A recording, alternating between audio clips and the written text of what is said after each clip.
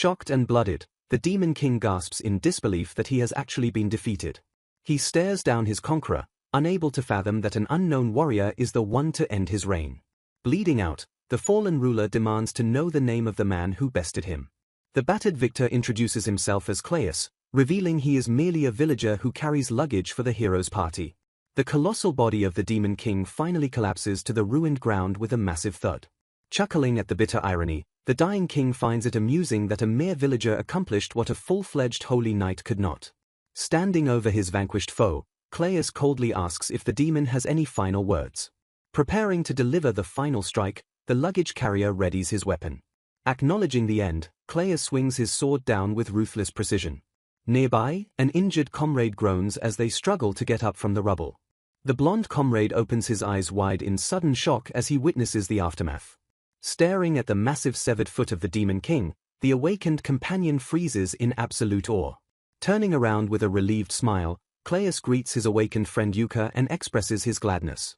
Still dazed, Yuka confirms he is awake before stammering out a question about whether Claeus truly defeated the Demon King. The adrenaline fading, Claeus sways slightly and admits that he feels like he might pass out if he relaxes. Yuka can only stare blankly, overwhelmed by the impossible reality before him. Claeus awkwardly apologizes for borrowing the legendary holy sword Aronsvale after his own weapon broke, leaving Yuka completely bewildered. Trembling, Yuka realizes that wielding the holy sword should be strictly impossible for anyone outside the Altonia royal family. A shocking realization dawns on Yuka as he wonders if Claeus is actually his hidden brother with royal blood. Suddenly, a sharp pain interrupts Yuka's thoughts. He gasps in alarm as something strange begins to happen. The legendary blade Aronsvale suddenly vanishes from Claeus' hands and summons itself right back to Yuka. Nursing his hand, Claeus remarks that the holy sword's legend was true, guessing it has a special effect on the remnants of the demon army. With 3 of the 4 heavenly kings and the demonic executives already dead, the battle is essentially over. Yuka concludes that the demon army is completely finished now that the Demon King's unique unifying skill is gone. He recalls that the ruler of demons possessed a special ability that allowed him to strengthen and control all monsters. Looking out at the breaking dawn, they realize that with no successor left, absolute victory is finally theirs.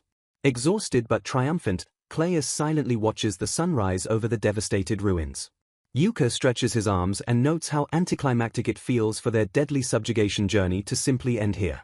Smiling warmly, the blonde prince reminds Claeus that he is the true victor of this war. Startled by the sudden praise, the humble luggage carrier blinks in confusion. Yuka admits that when he first advocated to bring a mere villager on a royal quest, he secretly harbored doubts.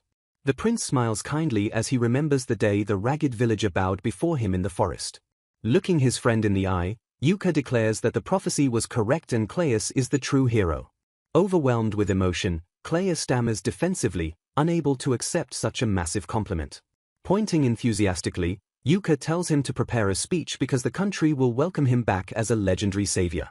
Panicking, Claeus absolutely refuses to give a speech while Yuka pivots to waking up the rest of their unconscious party.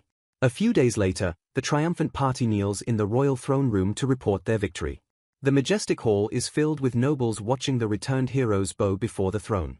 King Zeldodo of Altonia looks down at them and formally praises their subjugation of the demons as a great and noble cause.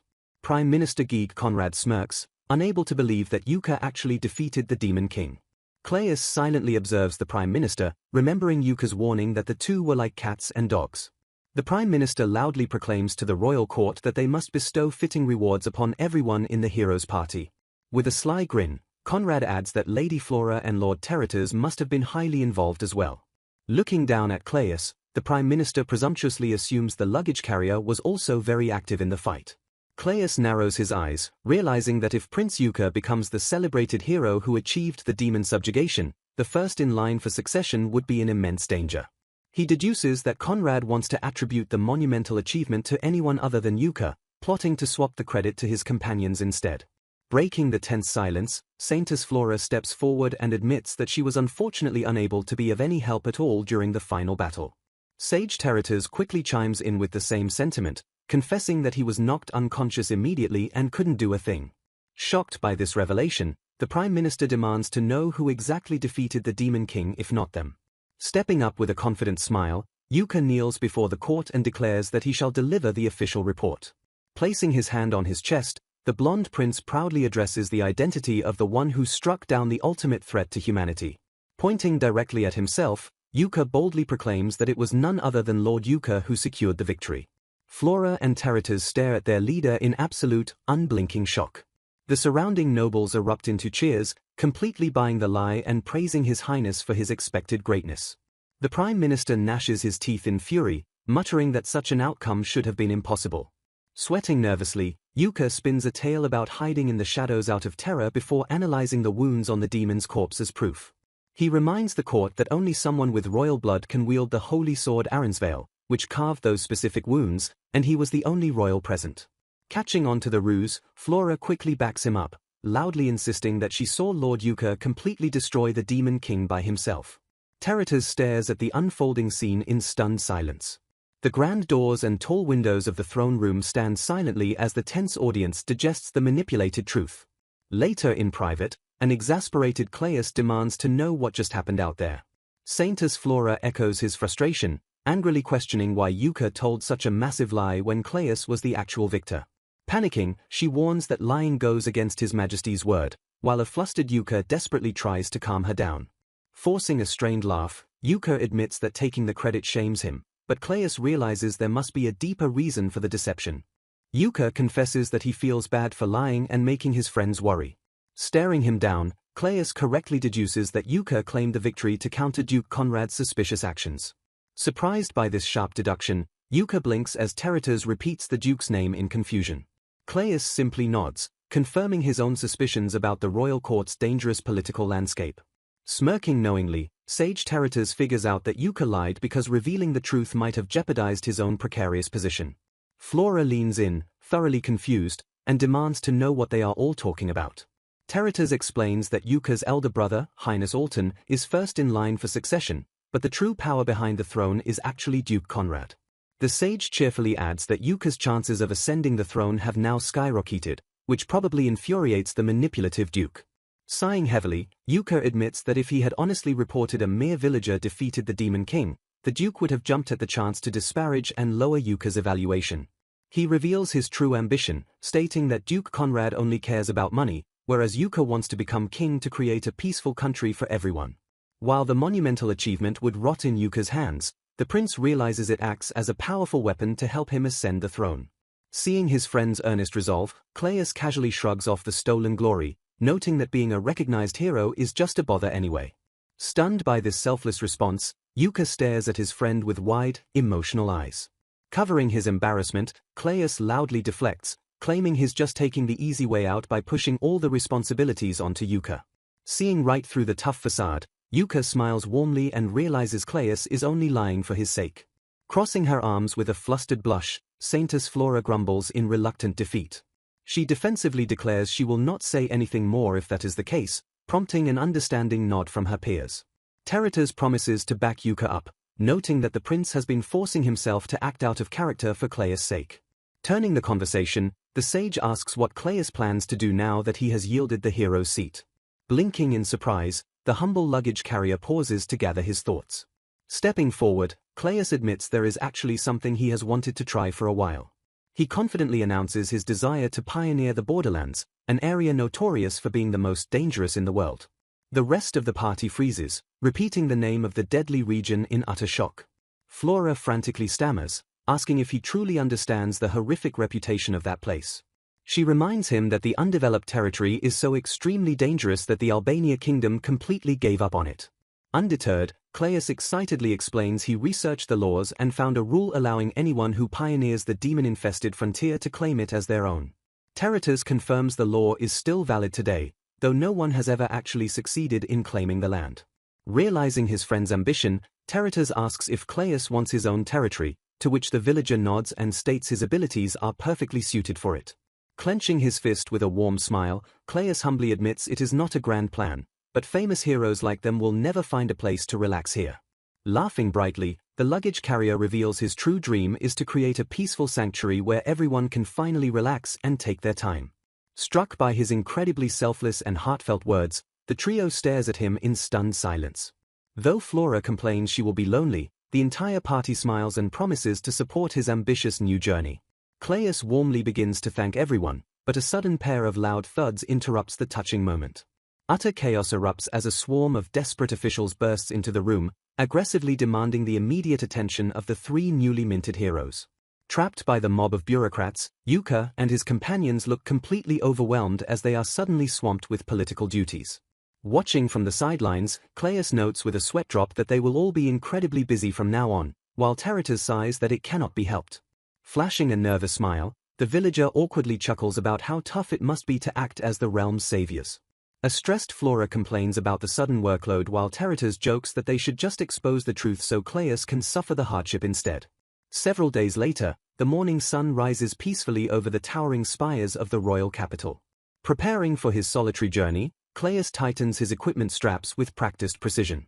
Fully geared up, he smiles to himself and decides that his preparations are complete. The lone villager stands quietly in the massive, empty courtyard of the royal castle. Pausing near the grand archway, he casts a final, lingering glance back toward the palace. He reasons that his friends are far too busy with their new, high-status roles, wondering briefly if he should have formally said goodbye. Shaking off the hesitation, Claeus reminds himself he is just a villager whose journey is over, and waiting for them would take too many days. Without another word, he turns his back on the castle and walks out through the colossal stone gates alone. As he marches down the dirt road, a melancholic expression softens his sharp features. He silently reflects on the bittersweet reality that the four of them were always together until just recently. A warm memory surfaces of the party laughing wildly and sharing drinks together in a lively tavern. He remembers carrying an exhausted Flora through a treacherous cavern while the others watched with amused concern. Another fond memory flashes by, showing Claeus and Terratus working closely over intricate maps and battle plans. Despite the vividness of the memories, Claeus sighs and admits that those days feel quite distant now. In his mind's eye, he pictures his three dearest friends standing together in an open field, looking back at him. The memory shifts to a comical moment where Yuka panicked upon realizing Claeus was watching them. Remembering Terratus doing a massive spit take to feign ignorance, Claeus smiles sadly, carrying the distant warmth of his friends as he heads toward the deadly frontier. Shocked by their sudden appearance, Claeus asks why his friends are here, only for them to cheerfully declare they came to see him off. Terratus points out that he can see right through Claeus' thoughts, noting the villager was just needlessly holding back and keeping quiet. Hesitant, Claeus asks if it is really okay for everyone to abandon their duties, worrying that it might be troublesome for the kingdom. Yuka waves off the concern with a bright laugh, while Flora admits she barely managed to slip away after a nerve-wracking escape. Smiling warmly, Yuka reminds Claeus that he is an important comrade and they will always come to see him off no matter what. The prince adds with unwavering sincerity that they will continue to be there for him from now on and always. Overcome with emotion, the three friends lunge forward and wrap Claeus in a tight, heartfelt group hug. The trio suddenly pulls back in shock as they realize Claeus is trembling. Fighting back tears, Claeus smiles genuinely and thanks his friends, wishing them safety and good health. Flora gazes at him with a soft, affectionate smile, clearly moved by his sincere farewell.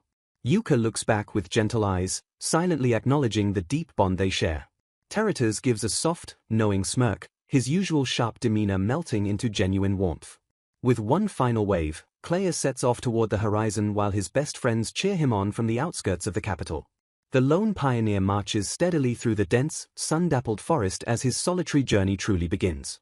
As night falls, Claeus sets up a small camp and quietly reviews his maps by the flickering warmth of a cooking fire.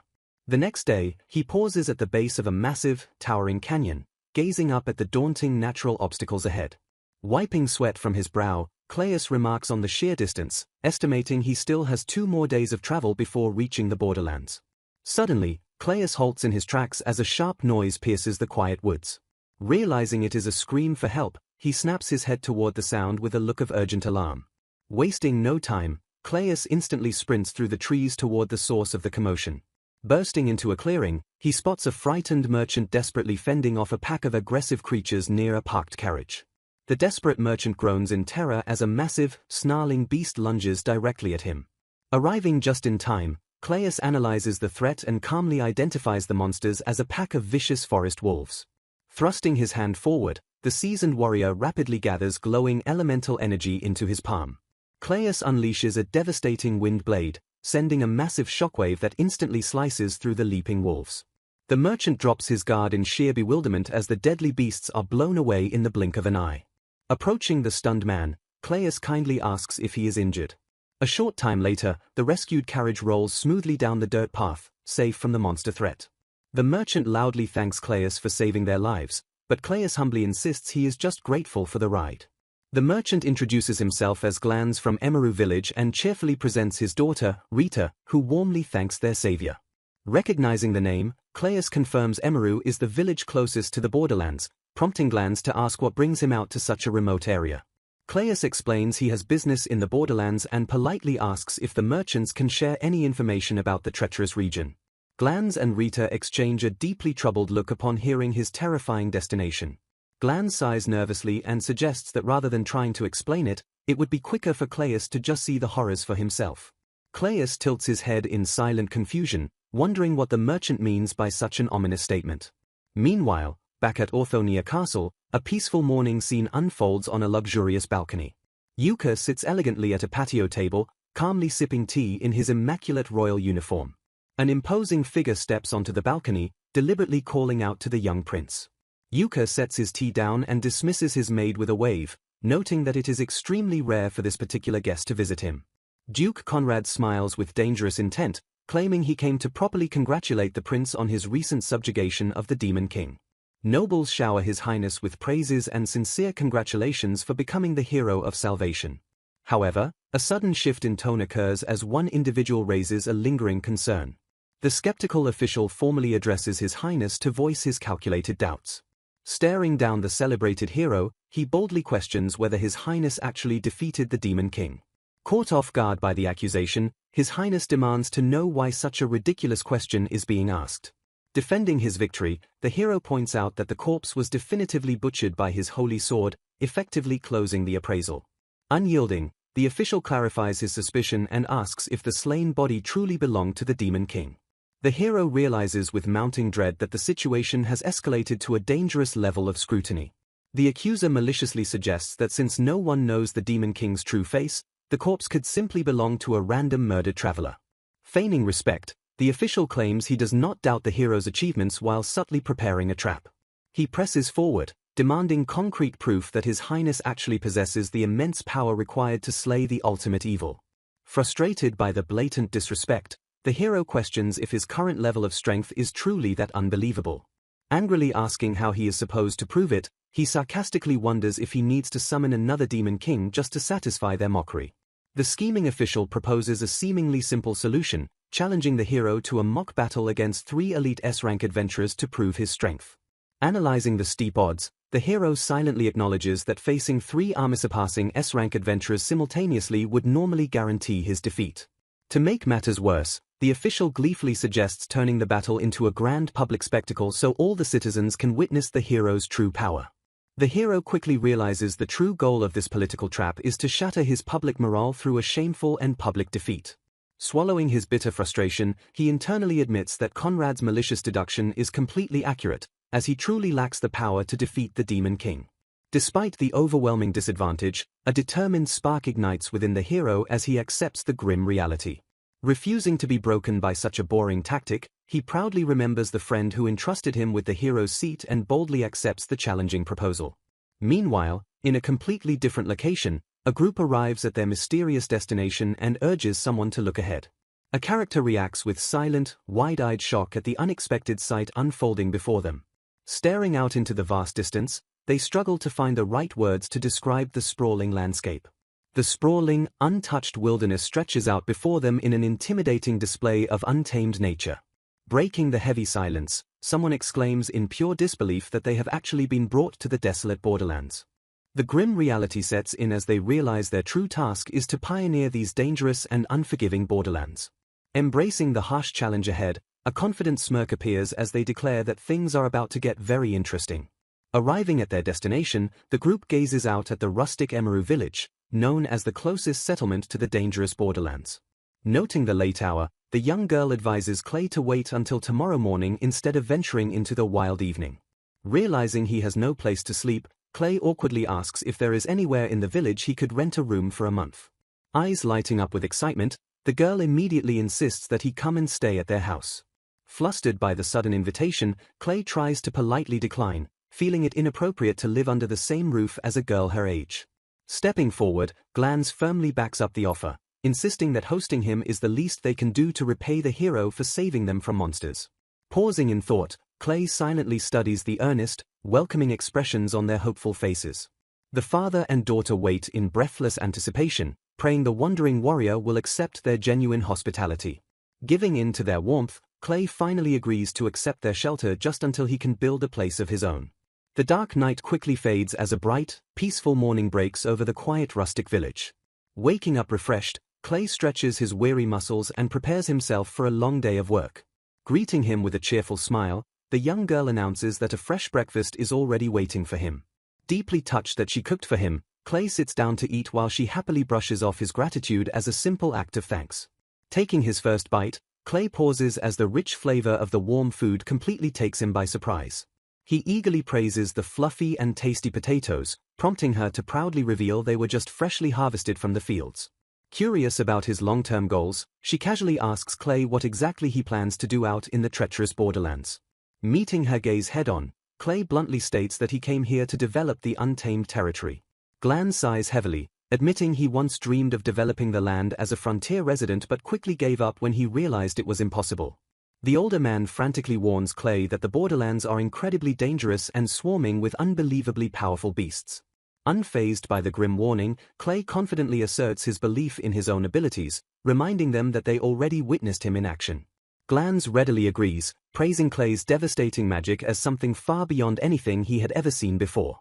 In awe of his martial prowess, Glans assumes the young warrior must have been blessed with some truly amazing skill seeds. Smiling faintly, Clay casually waves off the heavy praise and actively denies having any exceptional divine talents. He completely shocks his hosts by revealing that his only granted skill seeds are the incredibly basic appraisal and mimicry. The young girl stammers in pure disbelief, struggling to comprehend how such a mighty warrior could possess such mundane gifts. Trembling with confusion, she hesitantly asks if those particular abilities are widely considered to be completely mediocre. Clay nods in confirmation, explaining that skill seeds are the innate talents granted by the gods at birth and officially identified by the church. He elaborates that these seeds act as a lifelong guide to success, naturally pointing mags toward magic and swordsmen toward the blade. He notes that anyone blessed with a combat-focused seed inherently possesses the limitless potential to become a powerful warrior.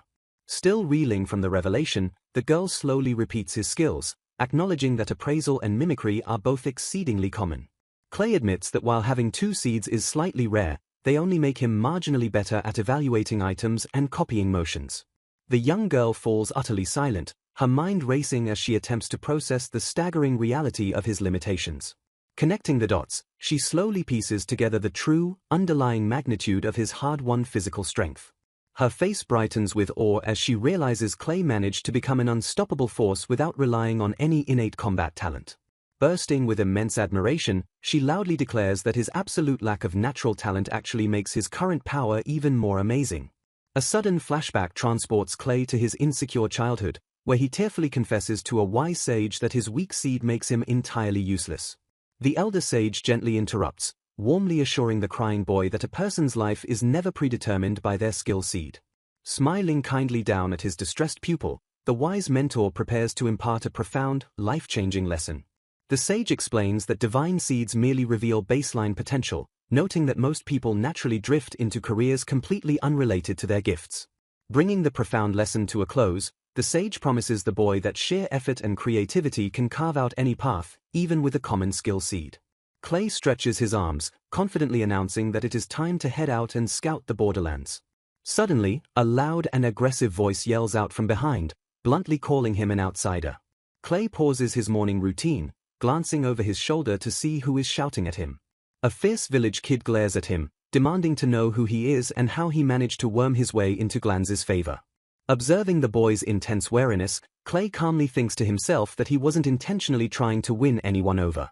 The angry kid steps forward, fiercely warning that even if Glans accepted him, the rest of the village absolutely will not. Pointing an accusatory finger, the boy shouts that outsiders have no place here and demands Clay get out. Having said his piece, the hostile child turns his back and furiously storms off down the dirt path. Glancing over his shoulder one last time, The boy snarls that the newcomer has been officially warned. Watching the kid retreat into the distance, Clay lets out a soft sigh and admits that the boy really hates him. From the shadows of the nearby houses, other villagers silently peek out to cast suspicious glares at the stranger. Acknowledging their heavy stares, Clay reasons that it is only natural for them to be cautious since no one has ever tried moving this close to the borderlands before. Determined to be a good neighbor, he resolves to do his best to slowly close the social distance between them over time.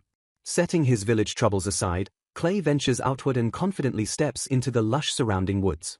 Surveying the calm environment, he notes the complete absence of monsters and concludes this area is just an ordinary forest. He recalls Glan's mentioning that the wild herbs gathered in this very forest serve as a crucial source of income for the local village. Suddenly, the vibrant green scenery shifts drastically as he pushes deeper into the dense foliage. Staring at the bizarre and twisted vegetation ahead, Clay realizes he has finally reached the ominous entrance to the borderlands. He crouches down low to closely inspect the unsettling, dead flora scattered across the hardened dirt. Observing the withered plants, he deduces that the ambient mana here is so suffocatingly dense that anyone with low mana could die just from stepping inside. He stands back up, gazing intently at the stark, visible boundary separating the normal forest from the deadly wastelands.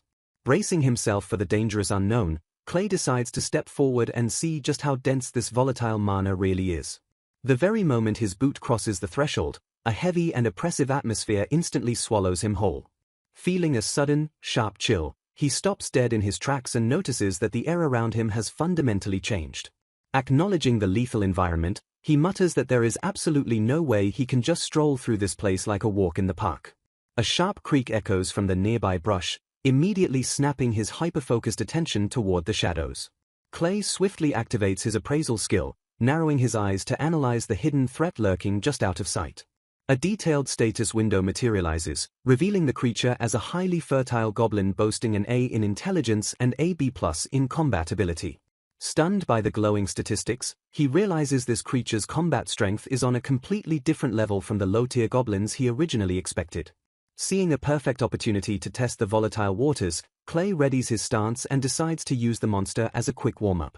Without warning, multiple pairs of glowing, malicious eyes suddenly pierce through the darkness, locking directly onto his position.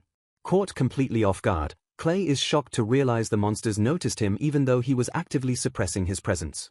A pack of vicious, mutated goblins leaps out from the dense undergrowth, their expressions twisted into savage, bloodthirsty sneers. One of the grotesque beasts lunges at him with terrifying speed, forcing Clay to mentally acknowledge its incredible swiftness. Reacting on pure, honed instinct, Clay draws his heavy blade and intercepts the deadly aerial strike in the blink of an eye. With a fluid and merciless counterattack, he swings his sword upward, instantly cleaving the monstrous goblin in two. Watching the beast's severed upper half fly wildly into the air, he coldly states that even with enhanced stats, a goblin is still just a goblin. The bifurcated monster crashes heavily into the dirt, its dark life force extinguished before it could even land its blow. Inspecting the fresh, bleeding corpse, Clay notes that it looks exactly like a regular goblin on the outside despite moving with such alarming speed. Sheathing his blooded weapon, he grimly wonders if the creature's massive power spike is a direct result of living within these corrupted borderlands. Exploring the jagged borderlands, Clay deduces that the uniquely dense mana might be enhancing the monster's power. Examining a newly acquired drop, he gasps in realization that the magic stone has gotten seriously huge. He glares intensely at the massive crystal in his hand, silently contemplating its dark implications. Realizing that area development will be tough without dealing with the mana, he decides to keep exploring a little longer. He suddenly drops into a defensive crouch as a massive, monstrous plant with thorny tentacles looms above him in the forest. Meanwhile, a young girl with braided hair turns around in surprise as the door clacks open behind her. Smiling warmly, Clay announces his return and is immediately greeted with a cheerful welcome. Stunned by his quick return, she questions if he actually went to check out the borderlands. As she panics that it is only just past noon, Clay casually replies that the area is a fascinating place. He seriously offers her a bunch of gathered magic stones to use, completely shocking the girl. Appreciating the thought, she explains the stones would go to waste since their only magic tool is a simple lantern. When Clay assumes they at least have a storage vault, she aggressively refutes the idea of affording something so expensive. She clarifies that while such items are common in big cities, it is a completely different story out on the frontier. He silently grips his strap, physically absorbing the harsh reality of their rural limitations. Staring blankly ahead, Clay processes the heavy inconvenience of their isolated lifestyle. He observes the hard-working villagers, realizing that living out in the frontier is already full of inconveniences. A confident smirk crosses his face as he resolves to take action and mutters his agreement. Leaving Rita confused, he stands tall and declares that he owes her for all her help. Beaming with renewed energy, Clay proudly announces that he has just found himself a new mission. The scene opens with a sweeping view of the serene landscape. Steeling himself for the monumental task ahead, Clay rolls up his sleeves and declares it is time to get to work. Channeling his mana, he activates his spatial storage skill to retrieve his hidden materials.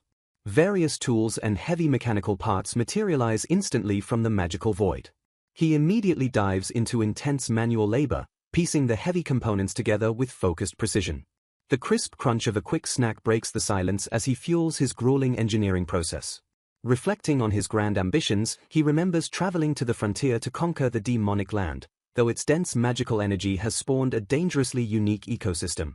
His ultimate goal is to carve out a peaceful, free life where his old friends might occasionally visit. Acknowledging that he needs to conduct more experiments before building a permanent home, he resolves to rely on Rita and the local village for now. Driven by immediate survival necessities, he focuses intently on the metallic blueprint resting before him. Pushing himself to the absolute limit, he aggressively works to finish constructing his magic stove as soon as possible. Tinkering with the magical device triggers a powerful wave of nostalgia, reminding him of the very first time someone gave him a meaningful role. A vivid flashback reveals his lonely departure from his home village, feeling utterly out of place before joining the hero's party.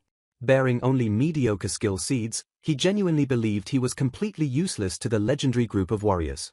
To his utter shock, the veteran heroes never treated him coldly and actively shielded him from ferocious monster attacks. Going far above and beyond, his noble companions even took the time to patiently teach the illiterate villager how to read and write. The memory shifts to a painful morning as a younger Clay groans in agony while slowly regaining consciousness. His blurry, exhausted vision gradually focuses on a gentle light filtering into the quiet room. A familiar, comforting voice pierces the heavy silence, asking the weary boy if he is finally awake. Smiling warmly down at him, his loyal companion cheerfully wishes him a good morning. Still heavily disoriented, Clay awkwardly mumbles a quiet greeting in return. He cherishes the tender memory deeply, realizing that simply sharing breakfast with someone made his lonely heart happier than anything else. Harboring no real interest in slaying the Demon King, his soul-burning motivation was to find a way to repay the people who profoundly changed his life. Grounded by immense gratitude, that singular desire became his entire driving force through the darkest battles. The flashback violently transitions to an amazed sage, who eagerly asks Clay if he truly drew the complex magical diagram all by himself. Confused by the sudden intense scrutiny, Clay nervously confirms his work and asks if he made a fatal mistake. Shaking his head in disbelief, the sage admits that the intricate drawing is actually surprisingly well done. Stunned by the unexpected praise, Clay questions the high compliment while the sage solemnly nods in confirmation. The elder passionately explains that even elite students at the Magic Academy would require a full year of rigorous study to replicate such a flawless design. Shrugging off the genius label, Clay casually explains that he simply copied the sage's exact movements until he perfected the diagram. The sage thoughtfully notes Clay's imitation skill, prompting the humble boy to add that he also possesses appraisal. Rubbing his chin in deep thought, the sage acknowledges that both of those specific seeds are normally considered incredibly mediocre on their own. A sudden, terrifying epiphany strikes the wise mentor as he theorizes about a hidden, explosive synergy between the two mundane skills. He deduces that the deep analytical data provided by appraisal is actively forcing Clay's imitation skill to become unnaturally accurate. The sheer, overwhelming magnitude of this unprecedented synergistic effect slowly dawns on the experienced mage. Staring intensely at the boy, the sage poses a world-shattering hypothetical, asking what would happen if Clay could perfectly replicate any master's ultimate technique just by watching them. A heavy, awe-inspiring silence fills the room as the limitless combat potential of this unique combination hangs thickly in the air. While Clay remains utterly baffled by the implications, the sage firmly declares that this hidden power might be exactly why the divine prophecy chose him. Bringing his wild theory to a thrilling climax, the mentor proudly states that Clay possesses the latent potential to surpass every single one of them. The profound revelation violently echoes in Clay's mind, forever altering his perception of his own so-called mediocre talents. Clay desperately begs to know what he can do to help his companions. He fiercely vows to do absolutely whatever it takes to be useful. Driven by immense gratitude, he declares his willingness to endure anything to repay their kindness. From that defining moment on, his days become incredibly hectic yet deeply fun and fulfilling. He dedicates himself entirely to observing and mastering Torita's complex magical abilities. He closely studies Yuka's masterful swordsmanship to make the lethal techniques his own. He also focuses intensely on replicating Flora's powerful divine arts. His friends happily teach him their hard-earned powers, allowing him to flawlessly imitate techniques forged from years of intense training.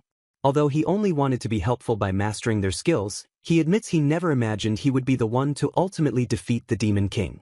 Snapping back to the present, Clay excitedly declares that his current mechanical project is finally finished.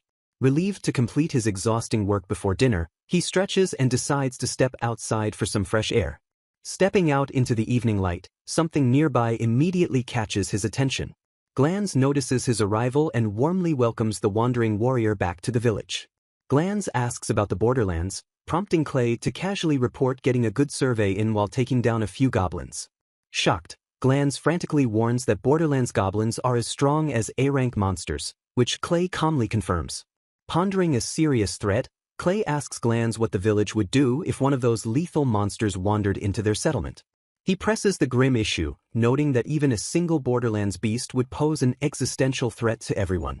Glanz dismisses the worry entirely, explaining that the monsters never reach the village because they inevitably die if they leave the Borderlands. Clay reacts with sheer disbelief at the revelation that leaving the demonic territory is completely fatal. Glanz elaborates that the wandering creatures will drop dead on their own within a week to a month at most. Highly confused, Clay questions why these incredibly powerful beasts simply cannot survive outside their native habitat. He analytically ponders the critical environmental difference between the dangerous Borderlands and the rest of the normal world. A brilliant realization suddenly strikes him as he identifies ambient mana as the key defining factor. He deduces that the monsters have completely adapted to the uniquely dense mana of the Borderlands, constantly absorbing it to sustain their life force. Concluding that the beasts starve for mana and die outside, Clay realizes he must figure out how to neutralize that dense energy to make the land habitable. Glanz adds that the monsters instinctively know they cannot survive outside, only rarely wandering into the nearby adjacent forest. Staring off into the distance, Glanz grimly states that the terrifying nature of that corrupted place is simply beyond human understanding. Suddenly, Rita interrupts the tense conversation by cheerfully stepping out and welcoming them both back. She announces her perfect timing to start making dinner, happily encouraging the two tired men to just relax. Seizing the perfect opportunity, Clay offers her his newly finished magic tool and asks if she would like to try it out. Glanz and Rita stare in stunned silence as Clay proudly reveals his newly crafted creations. Clay casually presents a sleek storage unit and a highly advanced magic stove to his utterly bewildered hosts. Trembling with disbelief, Rita whispers to her father that the strange object is a genuine, high-tier magical device. As Clay asks where to install the appliances, Glanz panics and vehemently protests accepting such an incredibly valuable gift. Brushing off their frantic protests, Clay insists they consider it payment since he will continue depending on their generous hospitality for a while. Gazing fondly at the stove, Clay explains that it was the very first magical tool his wise master ever taught him to create. He fondly recalls his master's wisdom, noting that enriching people's lives and making them happy is the true purpose of crafting such devices. Smiling warmly, Clay expresses his sincere hope that the pair will put his sentimental and highly functional invention to good use. Touched by his heartfelt explanation, Rita looks at Clay with immense, overwhelming gratitude shining in her eyes. Glanz silently processes the profound generosity of their mysterious, overpowered guest while staring blankly at the metal contraption. Overjoyed by the prospect of cooking better meals, Rita enthusiastically accepts the gift and begs Clay to teach her how to use it immediately. Clay happily obliges, demonstrating how to instantly ignite the burner and precisely adjust the mystical flame with a simple lever. Rita marvels at the instant ignition and flawless temperature control while Clay chuckles, visibly pleased that she likes his intricate handiwork. Glanz approaches the storage unit in awe, asking if it truly keeps food fresh indefinitely, which Clay confidently confirms. Eager to test her shiny new equipment, Rita immediately grabs her ingredients and begins whipping up a fresh batch of thick batter. She masterfully pours the golden batter onto the heated skillet, watching it sizzle perfectly under the steady magical heat. Revealing her plan to make thick pancakes, Rita explains that the stove's precise temperature control completely solves her usual issue of burning or undercooking them. With a swift and confident flick of her wrist, she expertly flips a perfectly browned pancake high into the air. Clay praises her rapid mastery of the stove while Rita blushes and giggles proudly at the high compliment. The rustic kitchen quickly fills with the warm, sweet aroma of perfectly cooked, fluffy pancakes. Glans suddenly raises a grim financial concern, assuming the high-end tool requires expensive magic stones for fuel that they cannot possibly afford to replace. Clay casually waves off the worry, revealing he modified it to run on regular junk stones alongside the Borderlands Goblin core currently powering it.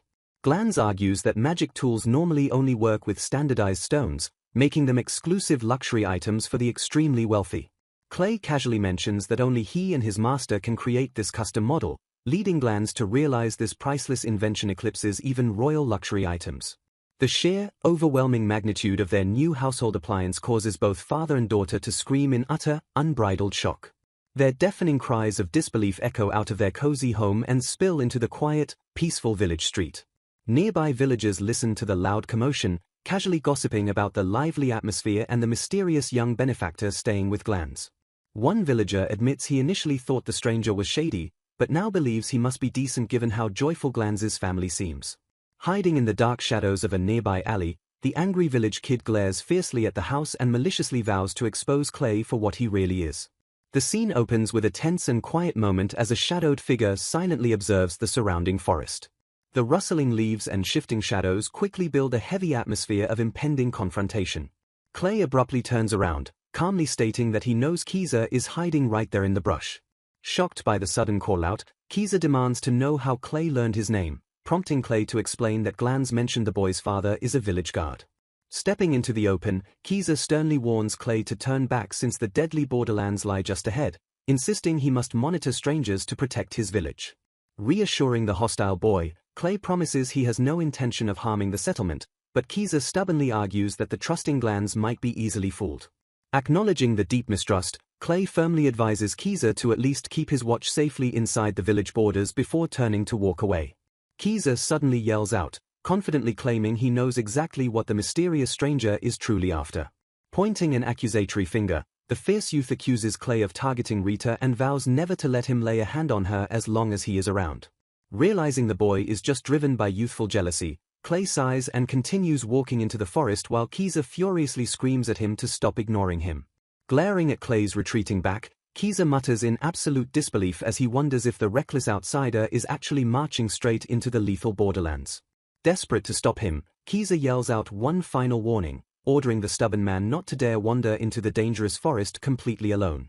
A sudden flashback reveals Rita happily defending Clay to the villagers, calling him their savior and insisting he isn't a dangerous person. Her eyes sparkling with deep admiration, Rita passionately recalls how incredibly cool Clay looked when he instantly wiped out an entire horde of ferocious monsters. Snapping back to the present, Kiza curses bitterly as intense jealousy violently churns within his chest. Meanwhile, walking deep into the woods, Clay pieces the awkward situation together and quietly accepts his unfortunate new role. He chuckles dryly, realizing it is perfectly natural for the boy to be highly suspicious of a sketchy stranger who suddenly appeared in front of his crush. Shaking off the teenage drama, Clay slaps his cheeks to refocus his energy on the monumental task ahead of him. Deciding to put Kiza's mind at ease, he resolves to hurry up and build his own house so he can finally move out of Glans's place. Stepping into a small clearing, he rolls up his sleeves and declares it is time for a quick practice run before attempting the real construction. Channeling his immense power, he effortlessly unleashes a massive burst of wind magic into the dense tree line. The fierce gale swiftly shears through the thick tree trunks, instantly felling multiple massive timber logs in a single devastating sweep. Seamlessly transitioning elements, he uses precise water magic to rapidly extract the moisture from the freshly cut wood and dry it perfectly. With a powerful stomp, he casts earth magic to forcefully level the uneven ground, creating a flawless foundation for his new home. Glowing with magical energy, he expertly utilizes telekinesis to lift and assemble the prepared wooden planks high into the air. The massive timber pieces lock together mid-air like a giant puzzle, rapidly forming the solid structure of a small cabin. Landing gracefully on the freshly packed earth, Clay proudly announces that the prototype building is completely finished. He admires his handiwork, confidently noting that the newly assembled structure actually looks pretty solid for a quick test run. Surveying the cleared surroundings, he remarks that the area no longer looks like the terrifying borderlands now that warm sunlight can finally pierce through the canopy. A sudden wave of suspicion hits him as he realizes it makes no sense that nobody has ever settled this land if clearing trees and leveling ground was all it took. Pondering the dense mana and terrifying monsters, he grimly wonders if the kingdom simply gave up on development or if there is a much darker secret lurking in the soil. Pushing his heavy doubts aside, he claps his hands together and decides to observe the situation practically. Understanding the whole purpose of a test run, he resolves to leave the cabin overnight and see exactly what happens to it by tomorrow morning. The scene shifts abruptly to the local village where a tense and chaotic atmosphere rapidly spreads among the worried residents. Approaching a growing crowd, Clay pauses and curiously wonders what is causing such a massive commotion. Panicked villagers frantically shout over one another, desperately asking when anyone last saw a missing person and checking the empty fields. Startled by the sheer panic, Clay asks aloud if something terrible has happened in the settlement. A grim-faced man, identified as Kiza's father Alzam, notices Clay and cautiously acknowledges him as the mysterious guest staying at Glanz's house. Staring at Clay with deep, desperate worry, Alzam solemnly reveals that Kiza still hasn't come back home. Caught completely off guard by the grim news, Clay stares back in utter shock. Alzam explains the village's strict rule against going outside after sunset because of the dangerous creatures lurking in the borderlands. He notes with deep worry that Kiza has always followed that rule, yet he still hasn't come home tonight despite the sun setting. Clinging to a desperate sliver of hope, Alzam prays that his son simply fell asleep somewhere safely inside the village limits. Promising to search the forest after finishing his sweep of the village, Alzam begs Clay to let him know if he finds Kiza first. A sudden realization hits Clay as he wonders if the angry teenager chased after him into the treacherous woods. Muttering under his breath, Clay quickly decides he had better investigate the dark forest just to be absolutely safe. Focusing his mana, he activates his magical detection skills to scan the surrounding area for any signs of life. Confirming there is no sign of Kiza in the village, Clay concludes that the boy must be wandering through the woods. Stealing his resolve, the young warrior declares he has to go after the missing teenager immediately. Clay laments that his detection magic only reaches a 2-kilometer radius, unlike his old companion Terators who could effortlessly search up to 5 kilometers. Adapting to his limitations, he resolves to keep the spell constantly active while sprinting through the dark forest to cover more ground. A sudden ping on his magical radar immediately grabs his attention as he sprints through the dense brush. Spotting the boy's signature 2 kilometers ahead, Clay breathes a momentary sigh of relief seeing that Kiza appears to be okay. However, the magical radar suddenly pulses with a terrifying new presence looming directly next to the boy's location. Panic sets in as Clay realizes a giant, hostile monster has cornered Kiza in the dark woods. Desperately urging the boy to hold on, Clay silently begs Kiza not to move a muscle until he can arrive. Deep in the forest, Kiza trembles in absolute terror while hiding in the dense, shadowy undergrowth. Towering above the trees, a massive, muscular bear-like beast aggressively sniffs the surrounding area for prey. The terrifying creature violently smashes a large boulder, sending dangerous debris flying in every direction. Kiza cowers silently behind a thick tree trunk, desperately praying the monster will not notice his presence. He mentally curses his terrible luck, terrified to face a deadly red grizzly that somehow escaped the borderlands.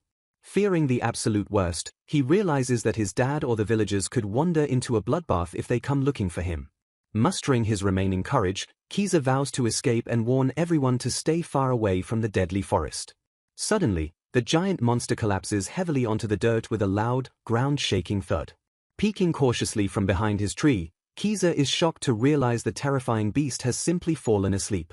Seizing the perfect opportunity, he determines that this might be his only viable chance to escape. Holding his breath, the terrified boy slowly creeps away from the massive sleeping predator. Without warning, Kiza's foot violently catches on an exposed, jagged tree root. He crashes hard into the dirt, frantically trying to catch himself before making any loud noises. The red grizzly's glowing eyes immediately snap open as it awakens in a ferocious, bloodthirsty rage. Kiza groans in pain, completely paralyzed by the sheer terror of the beast's menacing glare. Realizing his fatal mistake, he curses aloud as the massive monster prepares to strike him down. A familiar, commanding voice suddenly screams Kiza's name from the edge of the dark clearing. The monstrous bear lunges forward, its massive jaws snapping violently toward the helpless boy. A massive explosion of dust and debris erupts as a devastating blow strikes the center of the clearing. Kiza squeezes his eyes tightly shut, bracing for the inevitable, brutal impact of the beast's attack. Confused by the sudden lack of pain, he slowly opens his eyes to see exactly what just happened. Clay stands powerfully before him, his heavy blade firmly drawn after intercepting the beast's deadly strike. Staring up in absolute shock, Kiza stammers in disbelief as the stranger he openly despised comes to his heroic rescue. Smiling reassuringly over his shoulder, Clay tells the terrified boy he will be fine now because he came looking for him. Bleeding heavily from his grievous wounds, Kiza grimly realizes he will not make it out alive and laughs at his own foolishness. He bitterly reflects on breaking the village rules for something so petty, admitting that he brought this terrible fate upon himself. Recalling his lifelong dream of leaving the village to become an adventurer, he confesses his confusion over why a famously strong warrior would ever visit this dump. Kiza admits his deep-seated jealousy, hating that Clay already had everything he wanted and seemed poised to steal Rita away from him too. Despite all his bitter, hostile feelings, a profound realization slowly washes over the dying boy. He stares up in pure awe, stunned that Clay still came to save his life even after being treated like absolute garbage. Smiling weakly at the sheer absurdity of it all, Kiza accepts his total defeat and admits he never stood a chance against such a noble person. Unbothered by the boy's internal monologue, Clay casually extends his glowing hand toward the heavily injured teenager. The heroic warrior plainly explains that he is about to use a special healing technique taught to him by a saint. Channeling intense divine energy, Clay calls upon the heavens to mercifully heal the child's grievous wounds. With a commanding and powerful voice, he unleashes the Exheal spell to instantly mend the boy's torn flesh. A brilliant, warm light completely envelops Kiza's battered body, rapidly knitting his severe injuries back together. Kiza gasps in absolute shock as the agonizing pain suddenly and completely vanishes from his body. Frantically checking his unblemished skin, the boy stammers in disbelief while Clay casually asks if it still hurts. Kiza furiously yells that he genuinely thought he was going to die, though Clay simply laughs off the insane situation. The dense, shadowy forest remains eerily quiet as the heavy, life-threatening tension finally dissipates from the air. Struggling with his wounded pride, Kiza quietly asks why Clay would go to such extreme lengths to save someone who openly despised him. Clay casually brushes off the hostility, chuckling that the boy's attitude was just a bit of cute jealousy and nothing serious. Blushing furiously as his secret is effortlessly exposed, Kiza stammers in embarrassment while Clay playfully reminds him that he is the older and wiser one. Cutting the heartfelt moment short, Clay urges the boy to get moving since the entire village is currently worried sick about him. The pair successfully makes it back to the village, stepping safely into the warm glow of the settlement's perimeter torches.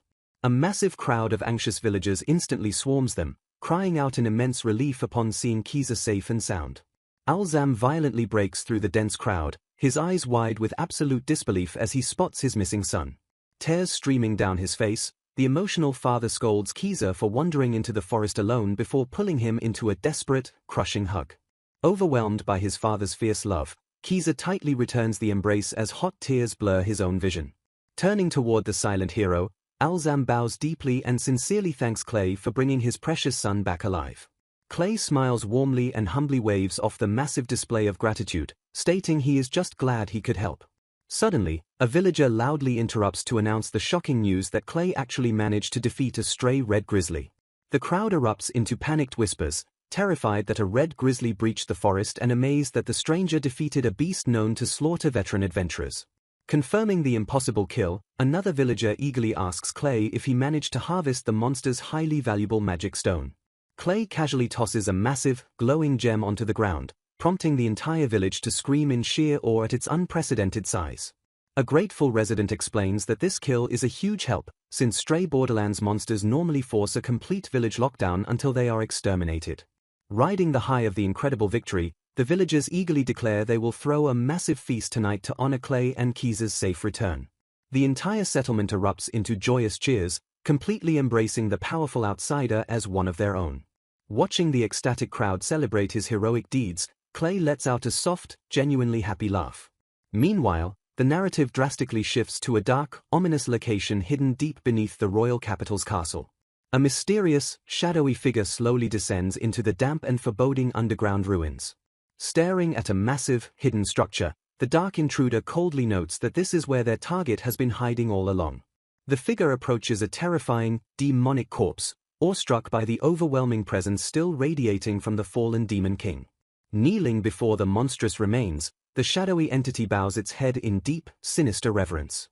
Swearing a dark and binding oath, the mysterious figure promises the deceased monarch that his final wish will absolutely be fulfilled. Eyes burning with intense malice, the shadowy entity vows to bring brutal punishment upon the accursed hero. The villagers cheerfully celebrate their survival at a lively feast, pouring drinks and praising the delicious food.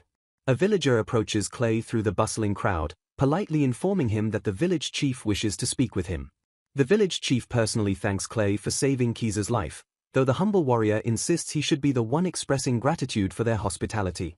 Bowing deeply, the chief promises that the village will gladly help Clay with absolutely anything he might need in the future.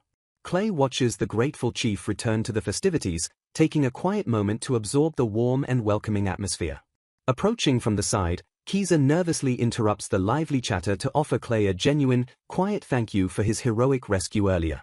Clay playfully notes the boy's sudden change in tone while Kiza bows deeply, admitting he only survived because of the warrior's intervention.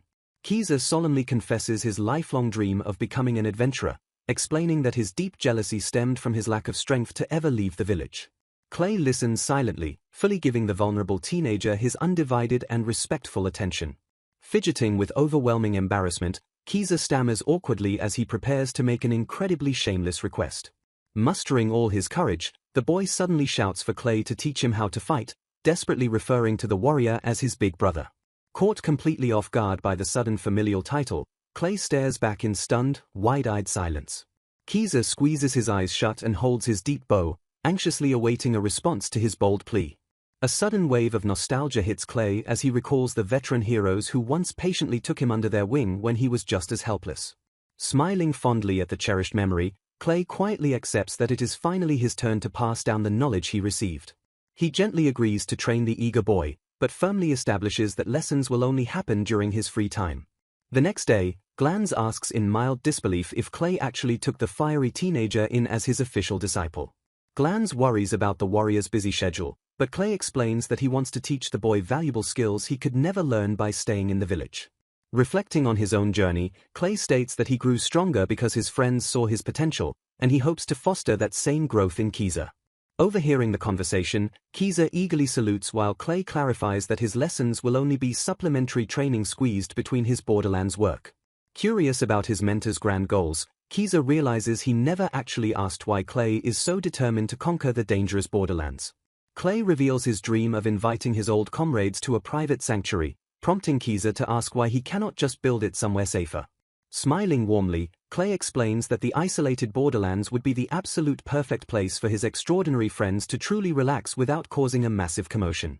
Driven by immense gratitude, he softly adds that building this safe haven is the only way he can adequately repay them for profoundly changing his life. Deeply moved by the heartfelt confession, Kiza stares up at his new mentor with profound admiration shining in his eyes. Laughing happily, Kiza declares he really wants to meet these amazing friends, while Clay chuckles and promises the boy will be thoroughly surprised. The following morning, Clay ventures back into the oppressive depths of the treacherous and untamed Borderlands. Marching toward his construction site, he eagerly anticipates checking on the cleared prototype area he painstakingly built the day before. Confusion sets in as he abruptly stops, wondering if he took the wrong path since the open clearing seems to have completely vanished. He spots the crushed wooden remains of his prototype cabin violently entangled within dense, overgrown foliage.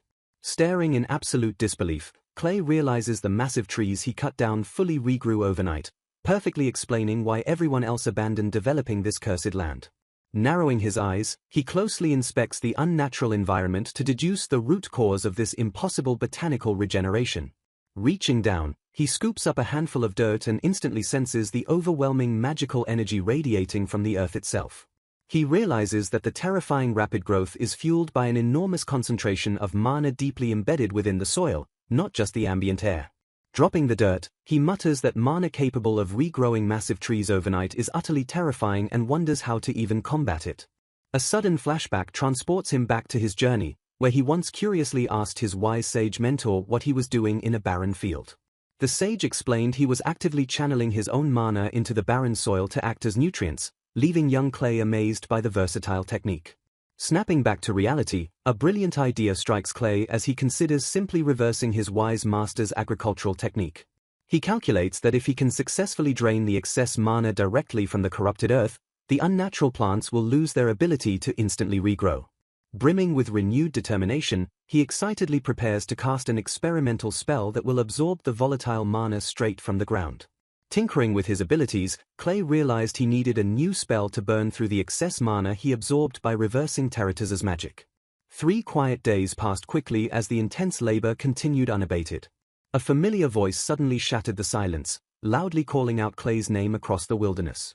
Spotting his friend Alzam, Clay excitedly welcomed him as the man explained he came to help with the development project as a token of gratitude. Expressing genuine joy at the arrival, Clay listened as Alzam admitted he was likely the only villager capable of surviving the perilous borderlands.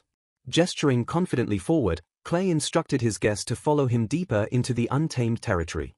Trailing closely behind, Alzam silently worried about Clay's overconfidence, knowing the borderlands was impossible for one man to tame but remaining hesitant to criticize his son's savior. Resigning himself to act as a safeguard, Alzam resolved to stick around until Clay inevitably gave up on the seemingly impossible endeavor. Stopping abruptly in his tracks, Clay proudly declared that the impossible work was already finished. Shock completely paralyzed Alzam as Clay happily welcomed him as his first official guest and casually offered to brew some tea. Snapping out of his daze, Alzam frantically warned that the hyper-aggressive trees would instantly regenerate and crush the house, a fact Clay casually confirmed having already experienced firsthand. Smiling with absolute confidence, Clay assured the panicked man that the aggressive flora problem was already solved and offered a live demonstration. Stepping out into the open terrain, Clay prepared to showcase the sheer, reality-bending scale of his unique magic. With a swift and brutal manifestation of power, Clay instantly obliterated the surrounding trees and leveled the ground while Alzam watched in stuttering awe. Hovering his hands over the freshly cleared earth, Clay explained that he led 2 distinct types of magic directly into the terrain. Channeling a massive amount of energy, he revealed that the foundational spell ruthlessly drained the soil's ambient mana. He further detailed how a secondary upper spell continuously burned off the absorbed energy, permanently starving the freakishly fast-growing trees of their fuel. Concluding his brief magical lecture, Clay smoothly triggered the dual-layered setup with absolute precision. A blinding, localized pillar of pure magical energy erupted violently from the ground as the spell took hold. Swirling currents of raw mana burned fiercely in the air, forcefully neutralizing the forest's aggressive growth cycle.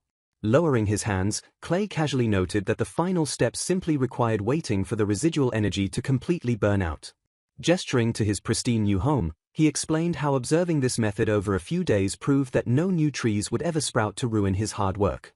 Completely dumbfounded, Alzam marveled at how Clay had effortlessly brute-forced his way through the borderland's greatest developmental obstacle.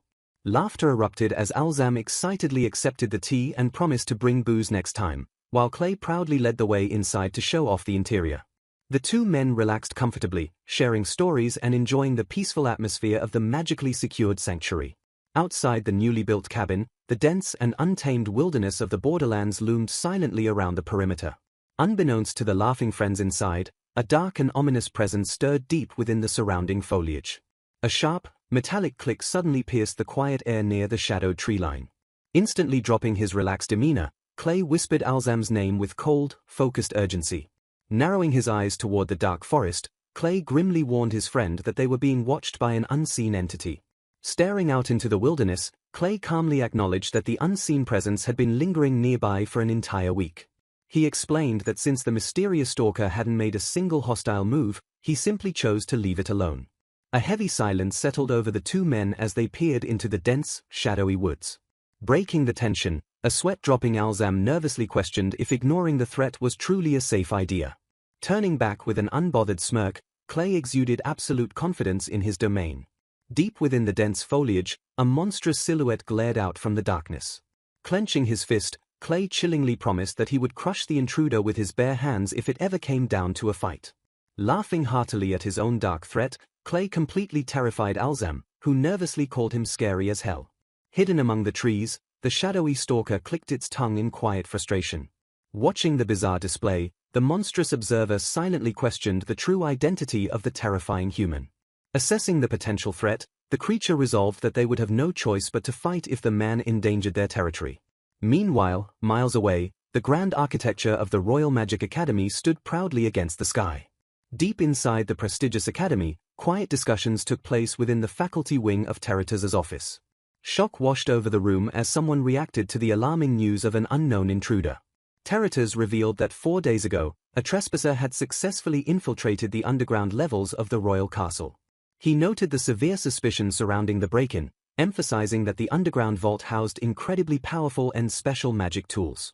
Cutting to the heart of the matter, they deduced the intruder's true target must have been the Demon King's corpse. Discussing the body, they acknowledged it was completely drained of magic and preserved solely by a time-freezing spell, though a thief might still find it valuable. A cynical voice suggested burning the corpse to prevent misuse, though they realized reporting the incident could cause Conrad to doubt Yuka's accomplishments again. Slamming her hands down in sheer frustration, an exhausted Laura demanded to know why they were heading toward conflict again after finally bringing peace to the world. Crushing her optimism, Terratas reminded her that defeating the demons only ended one war, and that human history proved mankind could never truly escape conflict. Sighing heavily, Laura admitted she was exhausted from being used as a political pawn, especially with the church now aggressively pushing her to marry Yuka. Overwhelmed by the crushing pressure of her life, a deeply tired Laura closed her eyes and desperately wished she could see Clay. Gripping his wooden practice sword tightly, Clay lunges forward to engage Kiza in a fierce training session. The two warriors clash intensely as Kiza forcefully deflects an incoming overhead strike. Smiling with quiet confidence, Clay praises Kiza for finally getting the hang of his advanced combat techniques. Catching her breath, a hyper-focused Kiza mutters that she really should have mastered these basic forms ages ago. Devastated by the news of his impending departure, Kiza frantically begs Clay to abandon the borderlands and stay in the village. Firmly refusing the emotional plea, Clay explains that his newly built house is finished and urges her to continue training alone. Desperate to keep learning directly from her mentor, Kiza listens closely as Clay promises to test her progress during his next visit. Far out in the untamed wilderness, Clay's sturdy and newly completed house stands proudly against the borderlands. Moving smoothly into his sanctuary, Clay firmly sets a heavy wooden mug down on his solid dining table. Glancing around the cozy interior, he happily realizes that his handcrafted furniture is finally making the empty structure feel like a real home. Staring thoughtfully at his floor setup, Clay decides it is time to ditch the sleeping bag and build a proper bed from borderland wood. Brimming with ambition, he envisions expanding the property to host guests, achieving total food self-sufficiency, and constructing an outdoor bath. Leaning back and staring at the ceiling, Clay feels a profound wave of gratitude toward the ancient lawmakers who established these frontier land grants. He marvels at the incredible, unprecedented freedom he has been given to tame and develop the entire massive forest. Grounding himself in reality, he pinpoints the only major flaw in his paradise as the grueling, exhausting commute back to the village.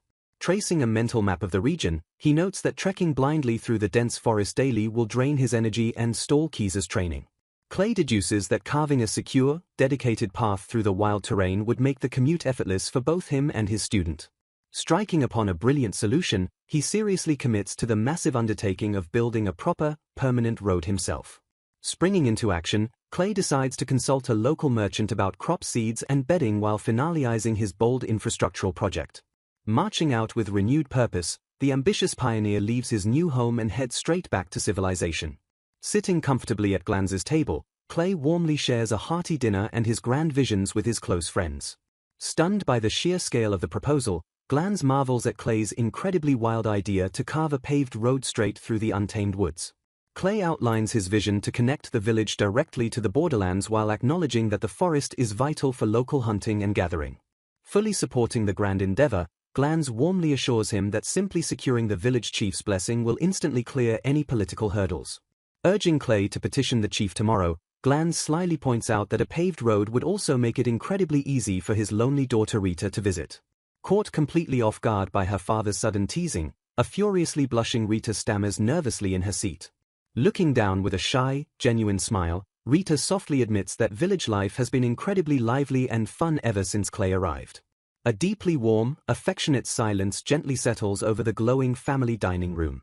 Suddenly finding her courage, Rita throws her hands up and desperately shouts for Clay to wait. Meeting his gaze with wide, hopeful eyes, she nervously begs for permission to visit his new home once the road is finally finished. Smiling brightly, Clay enthusiastically agrees and promises to embed protective magic tools along the path to guarantee her absolute safety. Hearing his unwavering reassurance, Rita's flushed face instantly lights up with pure, unadulterated joy. Thinking the logistics through, Clay gently adds a caveat that she should still travel with a capable fighter despite the magical wards.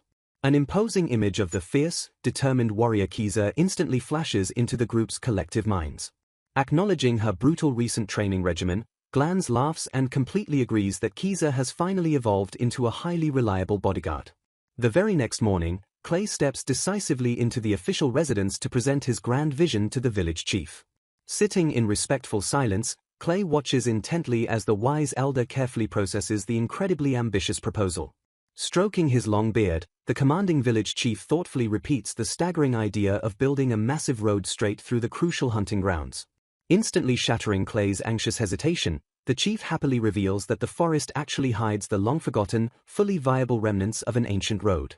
Encouraging Clay to use the ancient ruins as a perfect foundation, the chief eagerly advises him to ask local wardens like Alzam for the exact coordinates. Bowing respectfully, Clay thanked the village chief for his quick approval and valuable information. Stroking his beard, the wise chief revealed that Emeru village was originally founded by a scouting party tasked with developing the treacherous borderlands. Honoring his ancestors, the chief declared his full support for Clay in fulfilling the pioneer's abandoned dream. Touched by the elder's sincere blessing, Clay offered a quiet expression of gratitude. Venturing deep into the dense woods, Clay and Alzam navigated the overgrown wilderness together. Halting his steps, Alzam pointed down at a patch of broken stone tiles marking the exact remnants of the ancient road. Studying the weathered ruins, the veteran hunter guessed the forgotten path was easily over 100 years old. Noting that the ruins were still easier to traverse than the raw forest, Alzam watched as Clay confidently declared it was time to get to work. Breaking down the process, Clay casually explained that he just needed to cut the trees and lay new tiles, much like he did when building his house. Stepping forward with absolute focus, the young mage gathered a volatile swirl of magical energy into his hands. Unleashing a massive wind cutter spell, he instantly sheared cleanly through the towering trunks in his path. Following up with rapid precision, he conjured a magical axe and an explosive upthrust to violently rip the stubborn stumps from the earth. Dust and debris exploded into the air as the heavy root systems were effortlessly annihilated. Stomping his foot down, Clay cast a heavy ground press to perfectly flatten the freshly cleared soil. Staring at the smooth dirt path in sheer awe, Alzam praised the flawless work while Clay decided to save laying the stone tiles for later.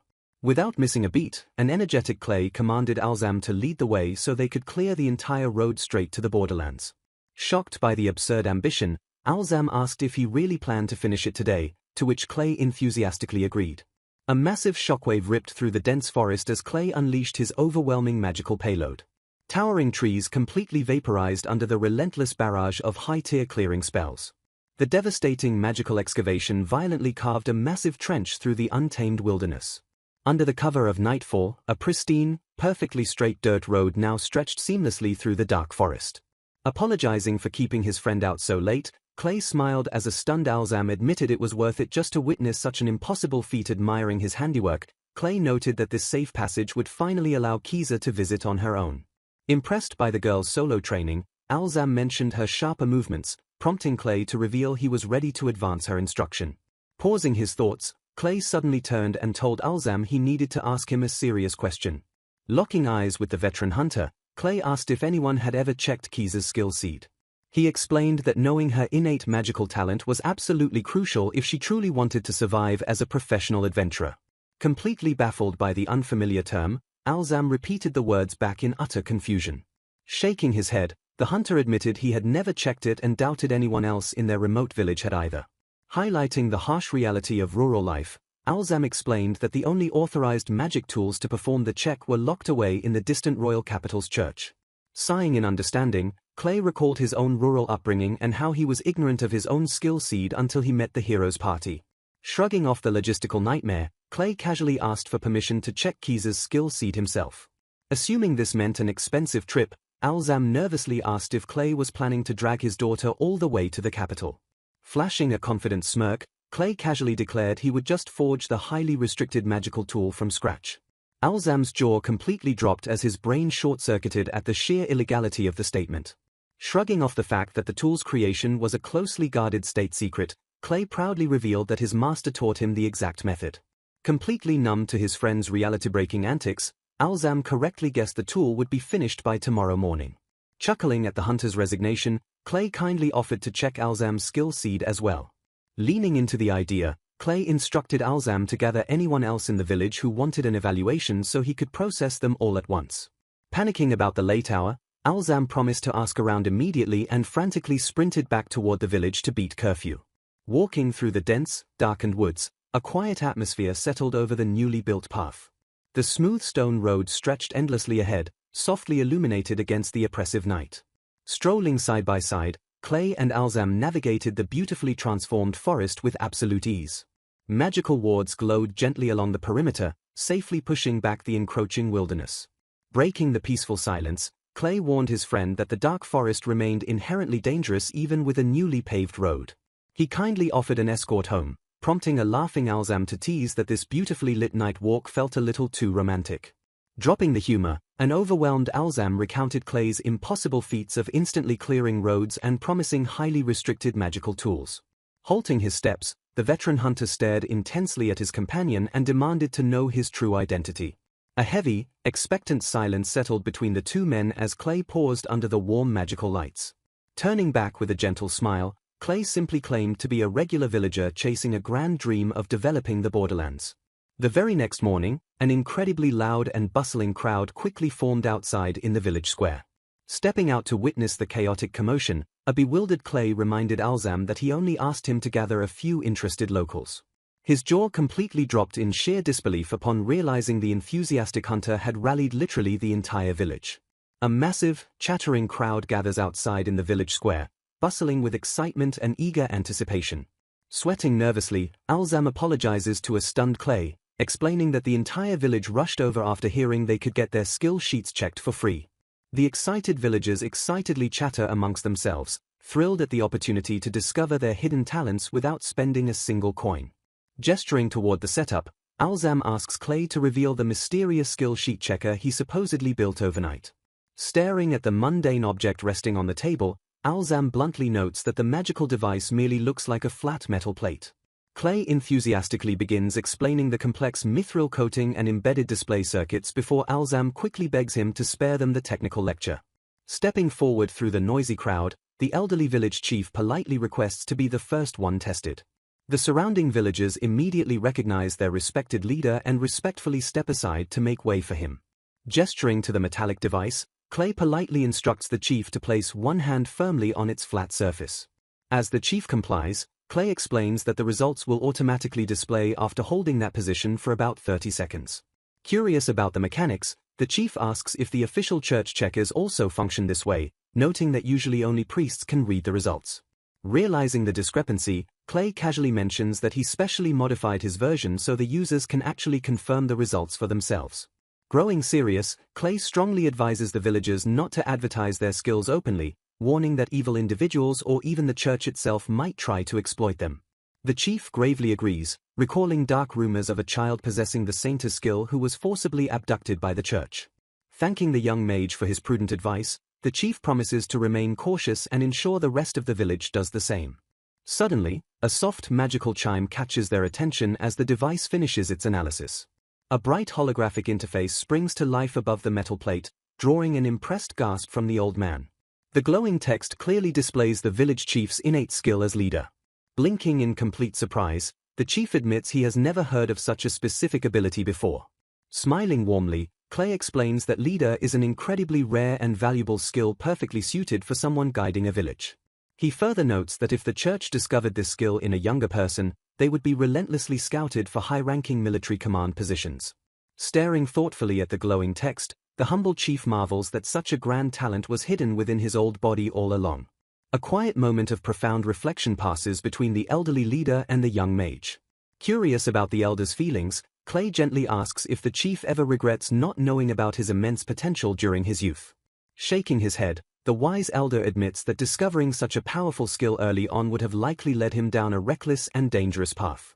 Smiling peacefully, he takes comfort in the revelation, realizing that dedicating his life to being a village chief was truly his correct destiny. Instantly realizing his question was insensitive, Clay apologizes for prying, but the chief warmly dismisses his concerns. A comfortable, respectful silence returns as the elder looks out over his bustling community. Bowing his head in deep gratitude, the chief sincerely thanks Clay for providing the village's youth with such incredible opportunities and boundless possibilities. Watching the wise leader, Clay notes that his impressive character perfectly explains why top-tier merchants and vendors continue to visit this remote settlement. He realizes that the harsh frontier village continues to survive and thrive entirely because of the chief's steady, capable guidance. Turning back to the eager crowd, Clay claps his hands and loudly instructs everyone to line up in an orderly fashion. The village square erupts into joyous chaos as the excited locals eagerly form a massive, bustling queue. Laughter rings out as one man discovers his cook skill, prompting a friend to tease him about finally making something since he always left the kitchen duties to his wife. Elsewhere, a villager angrily tells a friend to shut up after being teased that his new teacher skill completely mismatches his personality, despite his knack for reading and writing. Shocked by his own results, another villager realizes he possesses the negotiator skill, making him an excellent fit for military logistics or complex business dealings. The holographic plate flashes again, revealing a detailed readout specifically for negotiation techniques. The very next scan completes, boldly declaring the current user's innate talent as a guardian warrior. Turning to Clay, Alzam casually asks if he knows anything about the guardian warrior skill, completely ignoring the earlier warning about keeping results a secret. Slightly exasperated by the village's careless enthusiasm, Clay confirms it is an excellent combat-oriented skill while noting that Alzam possesses far more talent than the average adventurer. A villager excitedly realizes they are a guardian warrior, marveling that they can rank up aura arts and magic. Someone notes that for a person whose job revolves around protecting others, Guardian Warrior is definitely not a bad class. The village erupts into cheerful chatter as the locals warmly celebrate their newly discovered talents. Watching the happy crowd, Clay feels relieved, recalling that the official church ritual is far more brutal and nerve-wracking. He remembers attending several official ceremonies where the hero Yuka was often paraded out as a good luck charm for desperate nobles begging for excellent skills. Recalling the harsh reality of the capital, Clay notes that receiving a useless skill like digging holes effectively ruined a noble's entire life right on the spot. He reflects on the terrible heartbreak of seeing high expectations violently overturned in front of devastated parents. Snapping back to the present, Clay smiles and thinks it is perfectly fine for these villagers to treat the skill reveal simply as a casual aptitude test. Laughing together, the villagers perfectly embody the laid-back, accepting spirit of their frontier home. Suddenly, Kiza's loud, energetic voice cuts through the crowd as she excitedly calls out to her big brother figure. Rushing up alongside Rita, an eager Kiza announces it is finally their turn, explaining that her father insisted they get checked too. Nodding in agreement, Clay instructs them to place their hands on the board as Kiza enthusiastically steps up to go first. Waiting for the results, Clay begins to feel a strange, lingering suspicion about the unusually high-quality skills he has been scanning all day. The magical checker suddenly chimes as the diagnostic light aggressively flares to life over Kiza's hand. A brilliant holographic display flashes above the plate, officially declaring Kiza's innate class as a magic swordsman. Moments later, Rita's scan completes, revealing her astonishing hidden talent as a high-ranking magic tool master. Blinking in absolute confusion, Rita admits she has never made a magic tool in her life and wonders if it is actually a good skill. Completely ignoring the gravity of the situation, Kiza happily bounces on her heels and asks Clay what her result means. Staring silently at the glowing text, Clay's brain temporarily short-circuits as he processes the absurd rarity of the girl's talents. He stands completely frozen, utterly overwhelmed by the fact that two legendary talents were hiding in a random frontier village. Snapping out of his stunned stupor when Kiza waves her hand in his face, Clay awkwardly clears his throat and apologizes.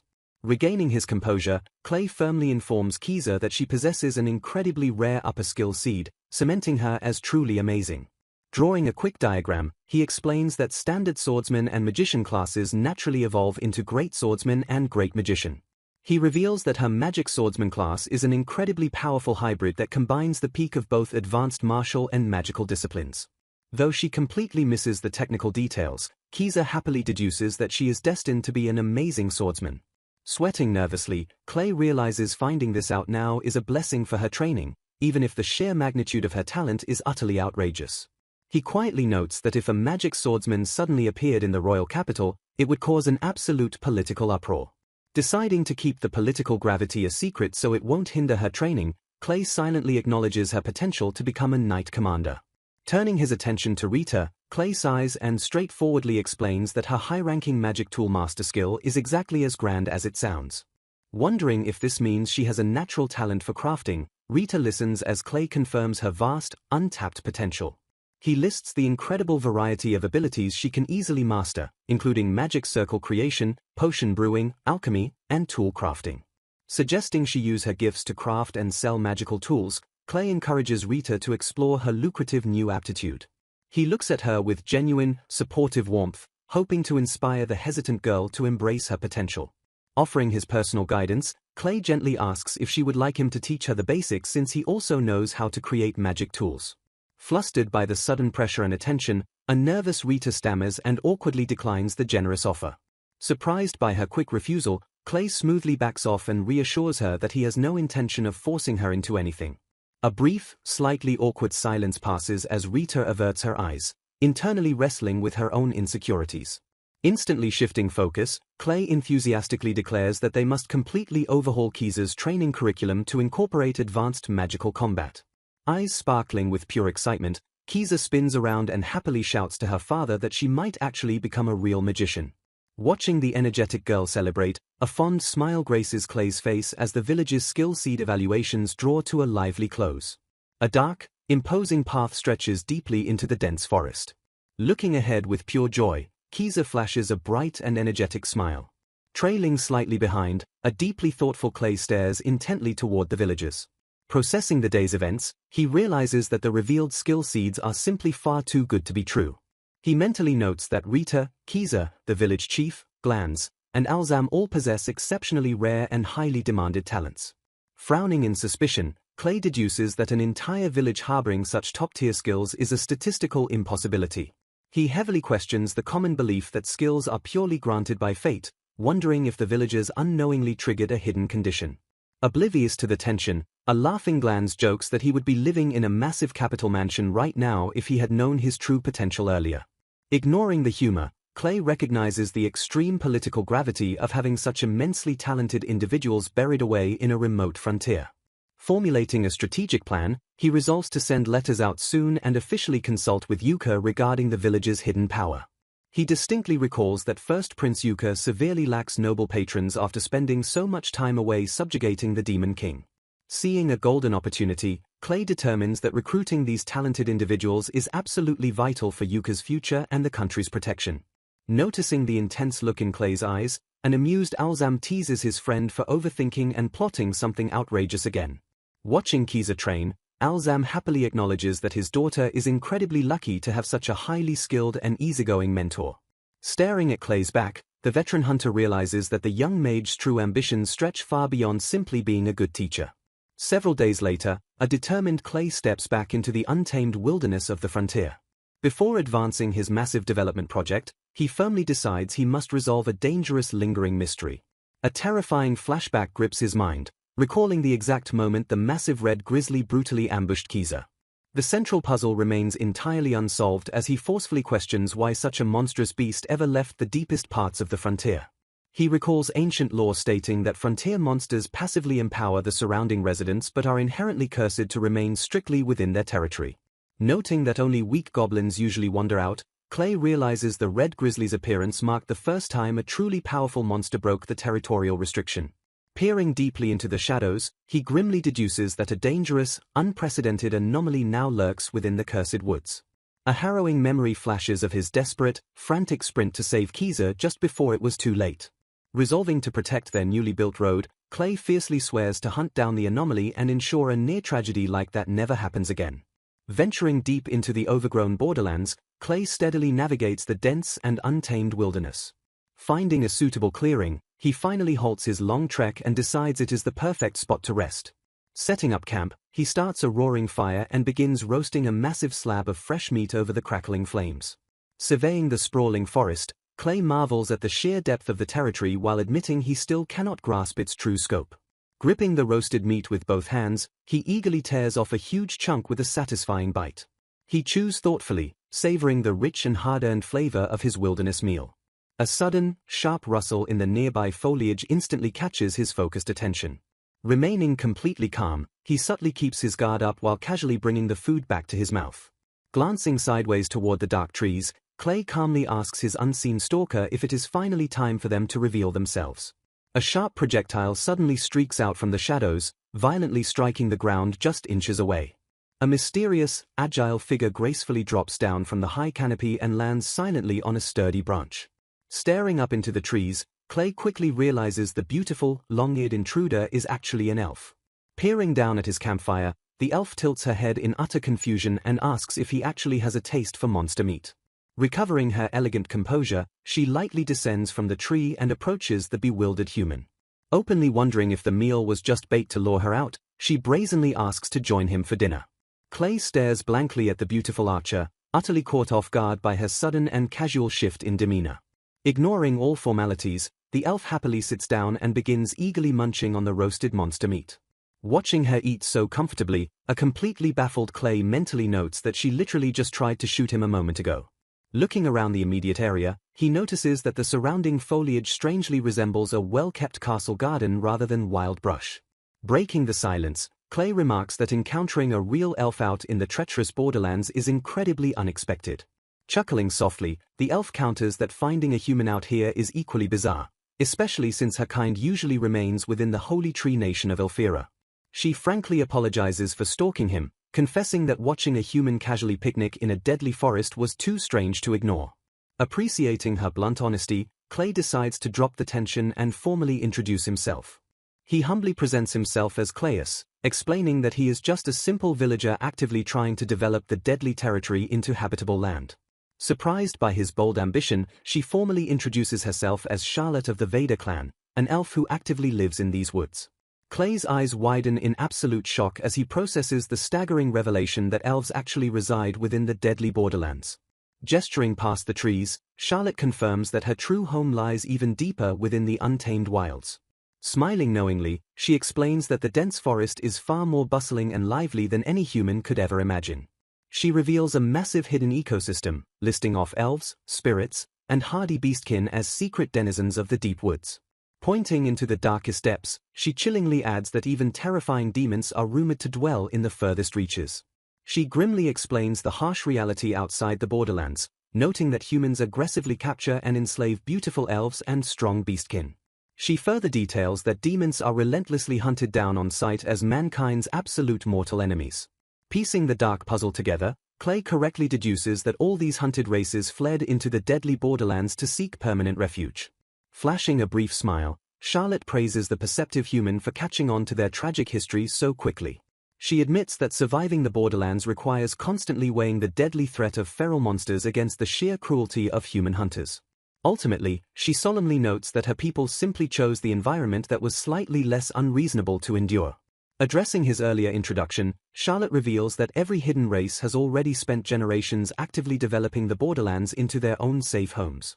Utterly stunned, Clay realizes his grand dream of carving out a safe haven was actually accomplished by these hidden refugees long ago.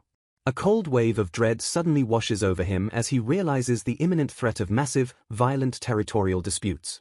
Sweating nervously, Clay finally understands why Charlotte was stalking him so closely, realizing he looks exactly like a troublesome human invader threatening their hard-won sanctuary. Charlotte casually questions Clay's ambitious claim about actively developing the deadly borderlands. She openly admits she initially mistook him for a terrifying assassin sent to wipe out her hidden enclave. Completely baffled by the accusation, Clay firmly insists he has absolutely no intention of fighting unless violently provoked. Observing his genuinely peaceful demeanor, Charlotte smoothly agrees with his honest statement. She points out the massive, dense swarm of spirits gathering around him, explaining that such a concentration makes him an active threat to all elves. Clay stares back with a completely blank, bewildered expression at her sudden revelation. Unbeknownst to the human mage, a glowing cloud of ethereal elemental spirits aggressively swirls all around his physical body. Processing the shocking information, Clay admits his sheer ignorance since only elves possessing spirit arts can actually perceive these beings. He logically deduces that a normal human could never see spirits, as summoning and borrowing their power remains strictly an elven trait. Mentally recalling his eccentric colleague Teritas, Clay notes that his old friend claimed to see spirits but practically acted more like an elf anyway. Returning his sharp focus to the present danger, Clay asks Charlotte if drawing such a massive spectral crowd is genuinely problematic. Charlotte gravely recounts an ancient, tragic legend about a human girl surrounded by spirits who was known as the child loved by spirits. She explains that the spirits violently manipulated the weather in tune with the girl's chaotic emotions, a volatile trait Clay admits sounds deeply troublesome. Clay physically recoils in sheer horror as Charlotte reveals the emotional girl eventually triggered a devastating explosion that obliterated several kilometers of land. Apologizing profusely, Clay finally understands why her people viewed him as a walking magical nuke wandering dangerously close to their homes. Sweating nervously, he frantically asks if there is any way to diffuse his dangerous aura because he fiercely refuses to become ground zero. Reaching smoothly into her hidden belongings, the elegant elf carefully pulls out a mysterious magical artifact. Offering her open hand, Charlotte gently instructs the panicked human to accept the protective item. Inspecting the beautifully crafted object, Clay listens closely as she identifies it as a powerful spirit bracelet. She explains that this unique artifact allows even ordinary humans without spirit arts to issue basic commands to the surrounding ethereal entities. Confirming that the bracelet can forcefully disperse the dangerous swarm, she urgently requests that he immediately issue the vital command. Realizing her true motive, Clay asks if she sought him out solely to deliver the bracelet, which she confirms was a risky gamble relying entirely on his gentle nature. Smiling warmly at her hidden kindness, Clay gratefully accepts the artifact and promises to make excellent use of the welcome tool. Slipping the ornate bracelet onto his wrist, Clay immediately activates its power to successfully scatter the dense elemental swarm. Relieved by the peaceful resolution, Charlotte gracefully turns around and prepares to vanish back into the dense foliage. Declaring her critical mission accomplished, the beautiful elf bids him farewell before a sudden shout stops her dead in her tracks.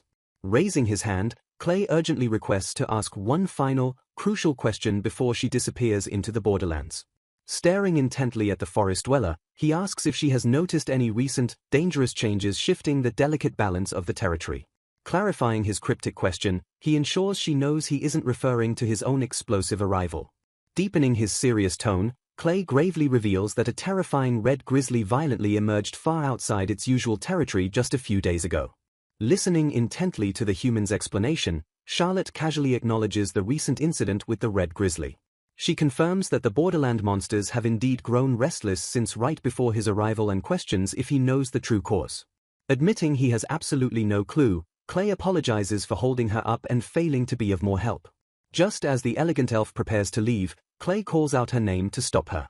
Looking directly at the forest dweller, he firmly asks if it would be possible to meet with her again. Pausing in her tracks, Charlotte glances back over her shoulder with a completely unreadable expression. Staring cryptically at the human, she softly whispers that perhaps they will meet if there actually is a next time. With a swift and silent leap, the agile elf completely vanishes into the dense forest canopy. Left entirely alone in the quiet clearing, Clay stares deeply into the dark woods where she disappeared. Breaking the heavy silence, he grimly notes that she completely failed to hide her fierce killing intent. He quickly realizes that despite her outward friendliness, he remains a massive, untrustworthy threat in her watchful eyes. Inspecting the magical bracelet secured around his wrist, Clay strongly suspects the artifact serves a deeper, more cautious purpose. Looking up at the open sky, he sincerely hopes they can eventually get along as fellow dwellers of the dangerous borderlands. Miles away, speeding effortlessly through the high treetops, Charlotte quietly murmurs the strange human's name. Acknowledging his formidable presence, she notes that while he doesn't seem to intend any harm right now, he remains a massive variable. Narrowing her eyes against the rushing wind, she fiercely vows not to let her guard down because potential dangers must be aggressively eliminated. Deep within the darkest, most oppressive depths of the borderlands, an ominous and suffocating aura aggressively corrupts the air. Clenching her fists, Charlotte mentally confesses that she already knows the horrifying truth behind the red grizzly's sudden escape. She realizes a far stronger monster violently encroached on the beast's territory, but unlike the fleeing animal, her hidden people cannot simply run away. A terrifying, shadowy behemoth aggressively stomps through the ancient trees of the inner forest, crushing everything in its path. The massive, towering entity exudes pure, overwhelming malice as it violently claims the cursed territory. Frustrated by the cascading threats, Charlotte bitterly curses her luck as she is forced to deal with both the human anomaly and the new monstrous invader. Meanwhile, heavy footsteps crunch rhythmically along the dirt path leading directly into Clay's peaceful home village. Hearing a loud commotion in the square, curious locals gather to gossip about unexpected guests from the capital who came specifically looking for Clay. Prompted by a villager asking about the visitor's identity, an onlooker explains that he only managed to catch a quick glimpse. The excited villager reveals that the mysterious guest looked exactly like an incredibly beautiful saintess dispatched straight from the church. 3 years after the Demon King's defeat, a lone figure arrives at a remote frontier orphanage. Joyous cheers erupt from the children as they happily swarm their returning hero. Smiling warmly, the hero assures the ecstatic kids that they can finally play outside safely now that all the local monsters have been cleared. The local caretaker looks upon the returning savior with deep, unspoken gratitude. The caretaker asks if the hero requested educational support from the church for the orphanage, to which the savior earnestly agrees. Expressing concern, the caretaker wonders if simply defeating monsters should be enough for someone burdened with such a grand mission. A fleeting look of melancholy crosses the hero's face as she contemplates the heavy question. Nodding softly, she admits that from a purely efficient standpoint, the caretaker is entirely correct. Refusing to compromise her ideals, she firmly states that these children need help securing their future just as much as their present survival. Staring out at the playing orphans, the saintess declares that truly saving someone means giving them lasting hope. She passionately explains that her mission goes far beyond slaying beasts, as she strives to make the vulnerable feel like their lives truly matter. Meanwhile, the gentle morning sun rises peacefully over the quiet frontier village. A sudden, urgent knocking violently shatters the peaceful morning silence at Clay's residence.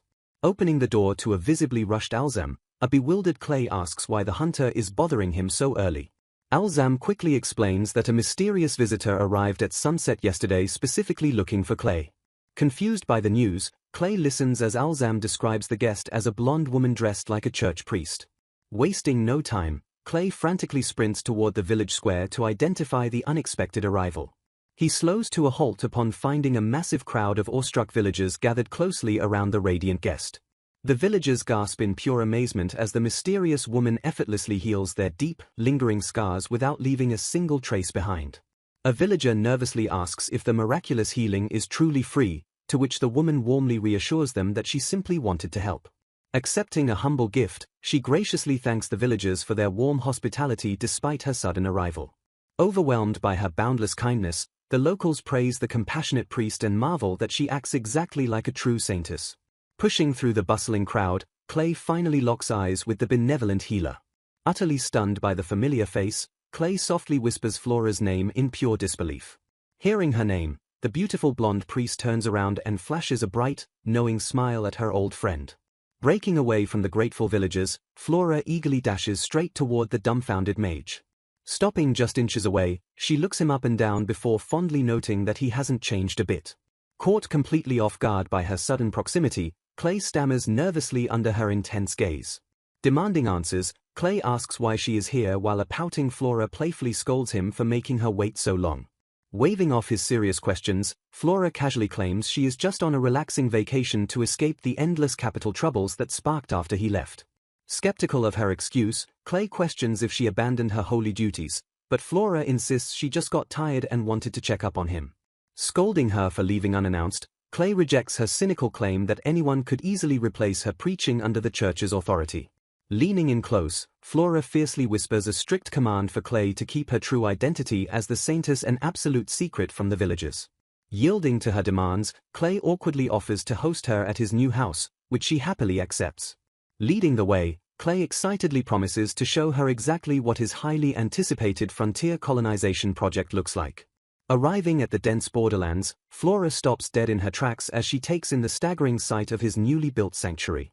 Utterly baffled, she marvels that he actually managed to construct a fully functional home inside the notoriously deadly territory. Assessing the environment, Flora notes the oppressive wickedness radiating from the wild frontier and admits the ambient magic is far more intense than she imagined. Praising his immense strength, Flora listens intently as Clay casually explains how he artificially adjusted the hostile land magic surrounding his property. Smiling warmly, Clay reveals that his extensive terraforming was specifically designed so village children like Kiza and Rita could eventually visit him safely. Reflecting on the 3 years since the Demon King's defeat, the saintess stands peacefully outside a frontier orphanage.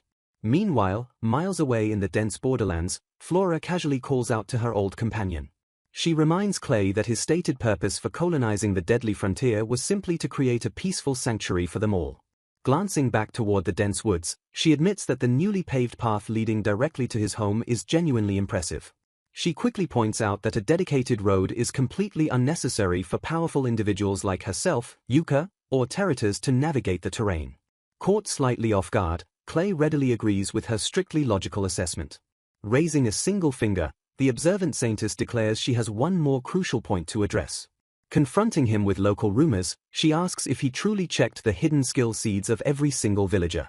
Slightly defensive, Clay asks what exactly the problem is with him helping the locals discover their talents. Flora stares deeply into his eyes, silently analyzing the young mage's true underlying motives. She astutely points out that neither building a massive public road nor checking civilian skills is actually necessary for solitary frontier colonization. A soft, knowing smile slowly creeps across her face as she pieces together his emotional state. Leaning in close, she playfully notes that he seems incredibly attached to the people of his new village. The word hangs heavily in the air as Clay quietly processes her completely accurate observation. Looking away with a gentle smile, the humble mage softly admits that her deduction might actually be true. Flora suddenly erupts into total disbelief, demanding to know how in the world he managed to take on a local disciple. The very next morning, a bright and lively atmosphere fills the peaceful village square. Flora comfortably takes a seat at an outdoor table, perfectly blending in with Kiza and Rita. An excited Kiza realizes that the beautiful blonde woman is an old acquaintance Clay met back in the royal capital. Flashing a radiant smile, Flora happily confirms the story and warmly introduces herself to the eager locals.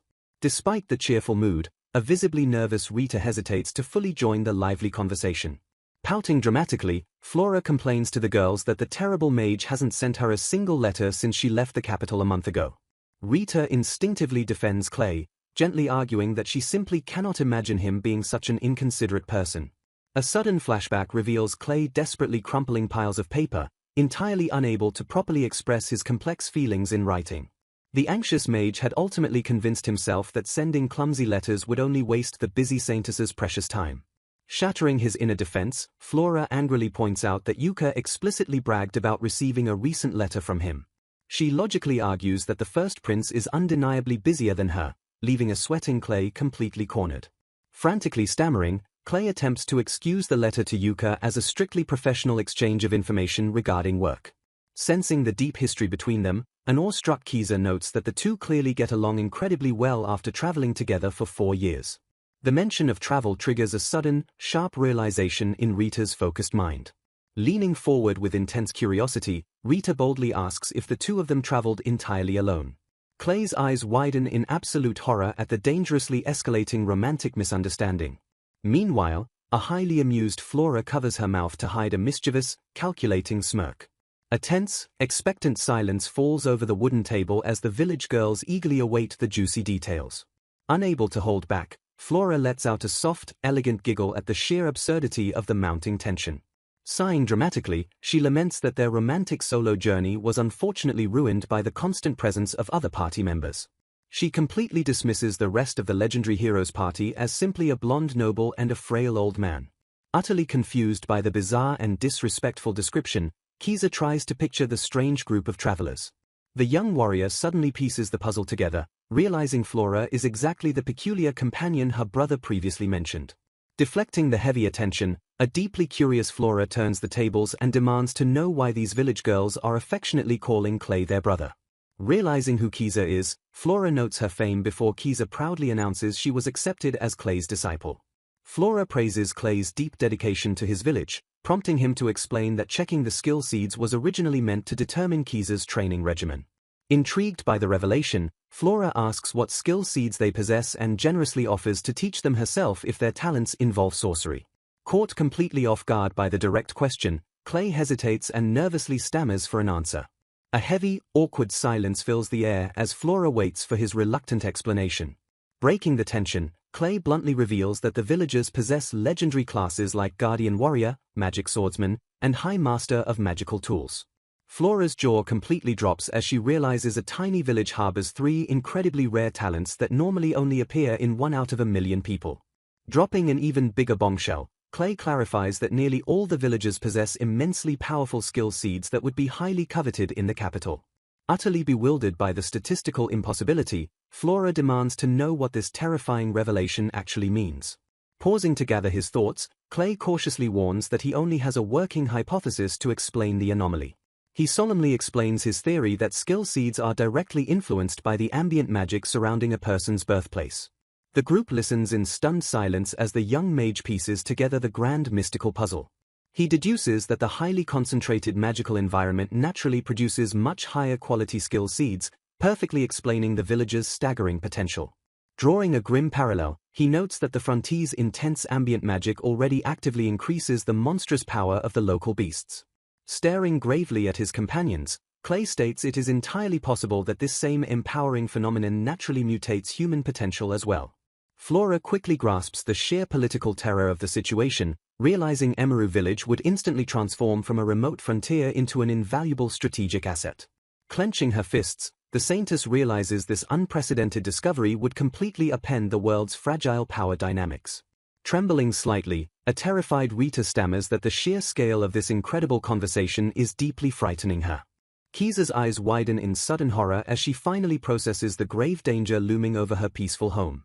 Panicking, Kiza recalls Clay's earlier warnings during the evaluation and realizes publicly bragging about their elite skill seeds would be a fatal mistake. She frantically imagines the chaotic fallout if the outside world discovered that Emeru's citizens constantly received legendary powers. Clay warns that power-hungry nobles obsessed with supremacy would relentlessly invade their home, either to exploit the land or outright destroy the village. Sighing in relief, Clay expresses gladness that Kiza finally grasps the danger, noting that having talents that are simply too good brings massive problems. A heavy, sobering reality settles firmly over the two village girls as the innocence of their newfound talents quickly evaporates. Breaking the heavy silence, Clay softly calls out to the anxious and withdrawn Rita. Staring at her intently, he gently asks if she still refuses to learn how to properly craft magical tools. Flinching under his direct gaze, Rita nervously stammers and looks away in sheer hesitation.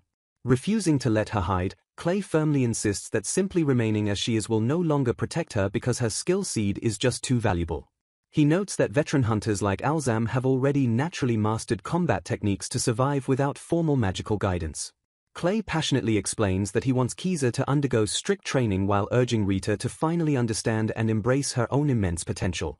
Overwhelmed by the heavy expectations, Rita completely freezes up and averts her eyes. Struggling to find the right words, she tentatively opens her mouth to speak her truth. Clenching her fists, Rita softly confesses that unlike Kiza, she lacks grand dreams and simply plans to live a quiet, ordinary life in the village. She tearfully admits that receiving lessons from someone as incredible as Clay feels arrogantly disrespectful since she has zero intention of actually becoming a high master. Smiling warmly, Clay gently counters her insecurities, reassuring her that it is perfectly okay to explore who she could become even if she lacks a defined goal. Caught completely off guard by his unconditional support, Rita blinks in profound shock. A wave of deep, genuine emotion washes over the hesitant girl as his comforting words pierce straight through her darkest doubts. Staring thoughtfully, Rita silently processes the heavy expectations placed upon her. Flora gently encourages the young girl to look inside and envision the true self she might eventually become. She reassures Rita that learning from Clay only opens up possibilities, leaving her entirely free to choose a different path later. Smiling warmly, the Saintess promises that whatever knowledge Rita gains will never be wasted. She reveals that Clay himself utilized his appraisal skill to grow immensely strong without ever officially becoming an appraiser. She urges Rita to view this new training simply as a way to expand her future choices. A quiet moment of profound reflection passes as the supportive words finally sink in. Clenching her fists, Rita steels her resolve and makes a firm decision regarding her hidden talent. Looking up with renewed determination, she confidently declares that she wants to try making magical tools. Smiling at her bravery, Clay claps his hands together and happily announces that the matter is finally settled. Turning to his other friends, Clay invites Kiza and Alzam to join the lessons, prompting Kiza to excitedly ask if she can actually do it. Clay explains that the Guardian Warrior and Magic Swordsman classes naturally possess versatile seeds of magical talent perfectly suited for crafting. Scratching his head, Alzam admits that suddenly learning magic at his age still feels completely surreal. Reassuring the veteran hunter, Clay insists it is never too late to start since recognized talent seeds can grow boundlessly. Eager to begin immediately, Clay excitedly leads the group down into his newly established basement workshop. The group descends the wooden stairs, stepping into a room fully dedicated to intricate magical crafting. Heavy footsteps echo through the quiet workshop as everyone gathers around a large central table. Holding up a sturdy wooden plank, Clay asks his new students if they recognize the raw Treyant wood. Kiza immediately identifies the dense material as wood specifically harvested from a tree-type monster. Nervous about the inherent danger, Alzam asks if the wood came from the deadly borderlands, but Clay quickly assures him it is an older, safer supply. Clay explains that borderland Treyants possess overwhelmingly potent magic, making them highly volatile and entirely unsuitable for beginners. He emphasizes that a master crafter must thoroughly study material compatibility to avoid disastrous, explosive accidents. Groaning at the mention of studying, Kiza listens as Clay reminds her that memoizing sword forms utilizes the exact same mental discipline. Refocusing the group's attention, the mentor steps forward to reveal their very first practical assignment. Presenting a basic ignition tool, Clay challenges his students to craft a magical device designed to conveniently start fires. He specifically instructs everyone to precisely copy a complex magic circle directly onto their own wooden planks. Demonstrating the technique, Clay explains that drawing a circle requires a delicate, steady flow of personal magic power instead of normal ink. Handing out specialized tools, he reveals that his custom pens automatically regulate the user's magical output so they can focus entirely on drawing accurately. Flora suddenly realizes the massive implications, noting that automating magic control is a revolutionary invention that could prevent countless students from failing out of crafting academies. Gripping her special pen tightly, Rita focuses intensely as she carefully traces the intricate magical geometry.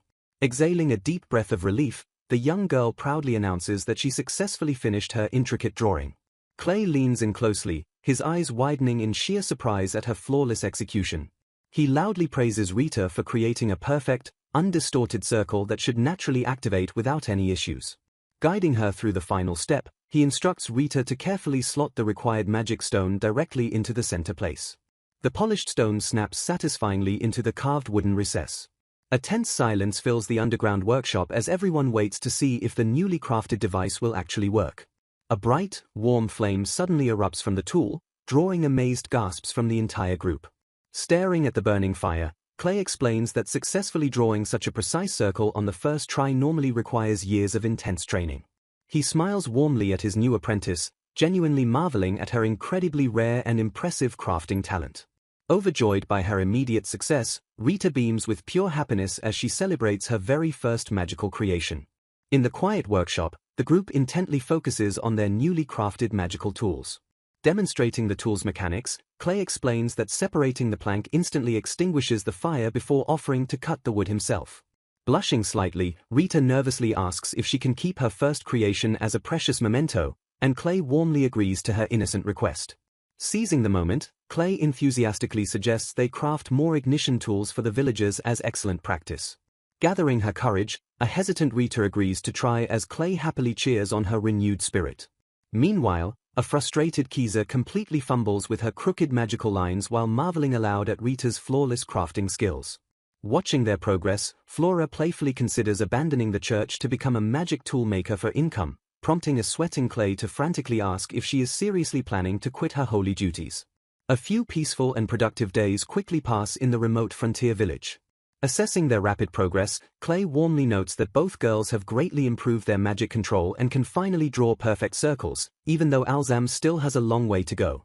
Approaching him from behind, Flora expresses sheer amazement that he managed to build such complex devices while simultaneously teaching the girls.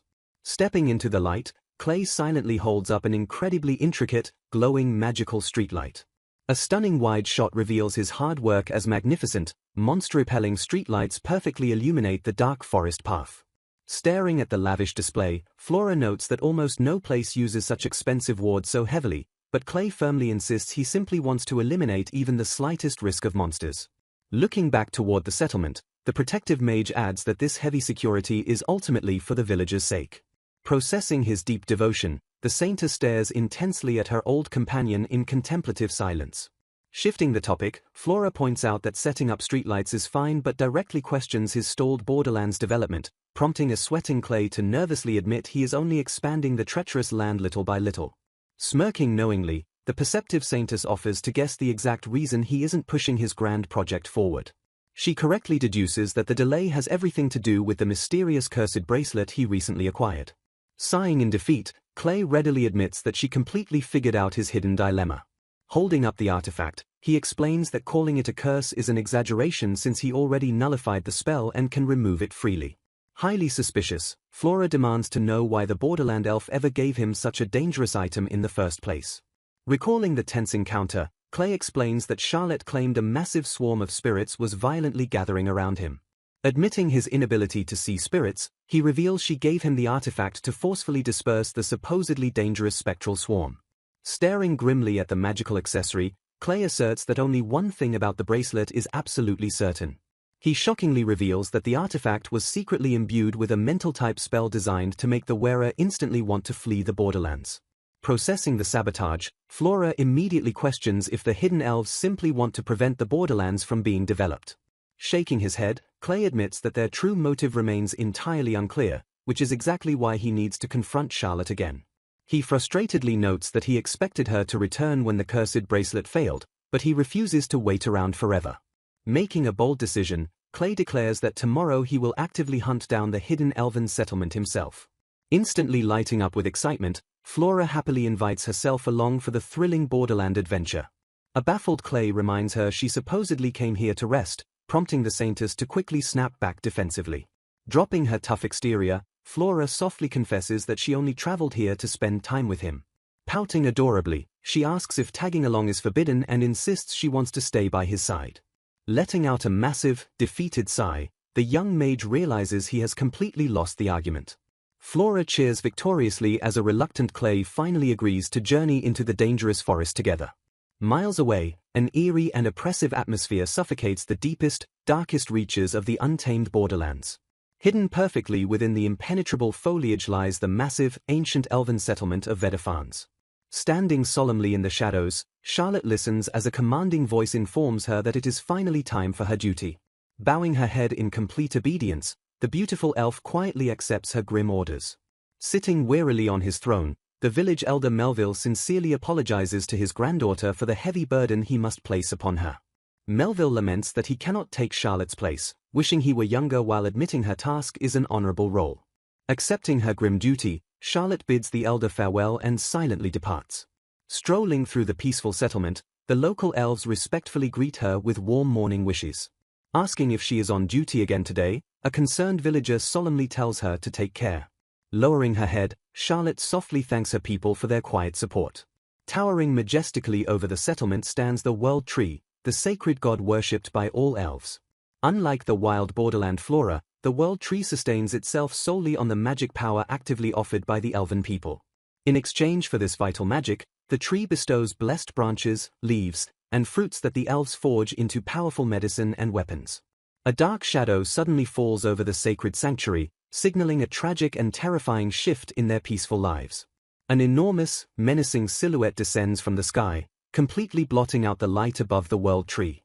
About a month ago, a massive jet-black dragon suddenly appeared and aggressively began devouring the World Tree.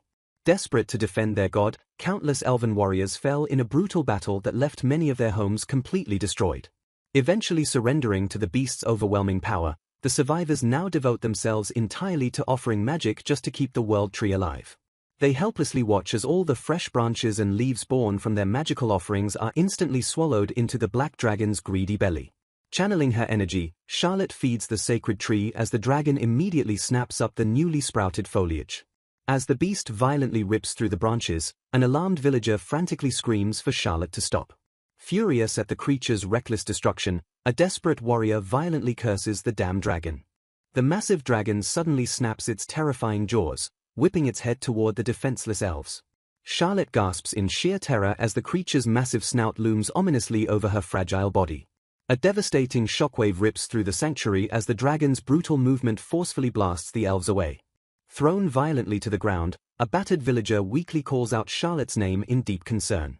Trembling on the hard earth, Charlotte breaks down in complete despair, questioning why they must endure this endless torment. Tears streaming down her face, she desperately begs for anyone to come and save her broken people.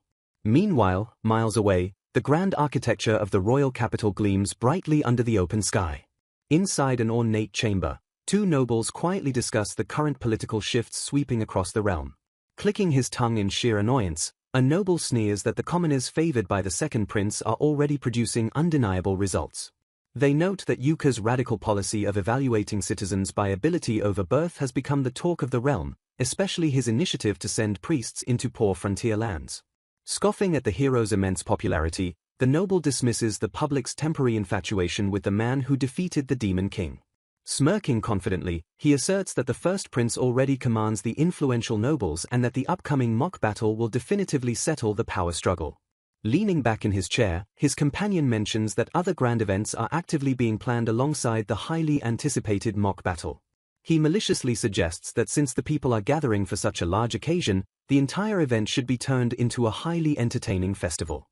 Shifting his sharp focus, the noble directly asks his associate how his own dark preparations are progressing. Staring intently, he questions if his companion successfully obtained the desired item from the heavily guarded underground. A sinister, knowing smile slowly stretches across the shadowy figure's cold face. In the dim light, the associate reveals a stolen, dark magical artifact glowing with ominous energy. Gripping the stolen prize, the shadowy figure confidently confirms that everything is proceeding smoothly. Back in the dense borderlands, Clay steadily navigates the treacherous and overgrown forest path. Cutting a clear trail through the dense undergrowth, Clay presses deeper into the untamed wilderness in search of the hidden elven settlement. Determined to uncover the truth, he pushes past the thick foliage as his dangerous new adventure officially begins.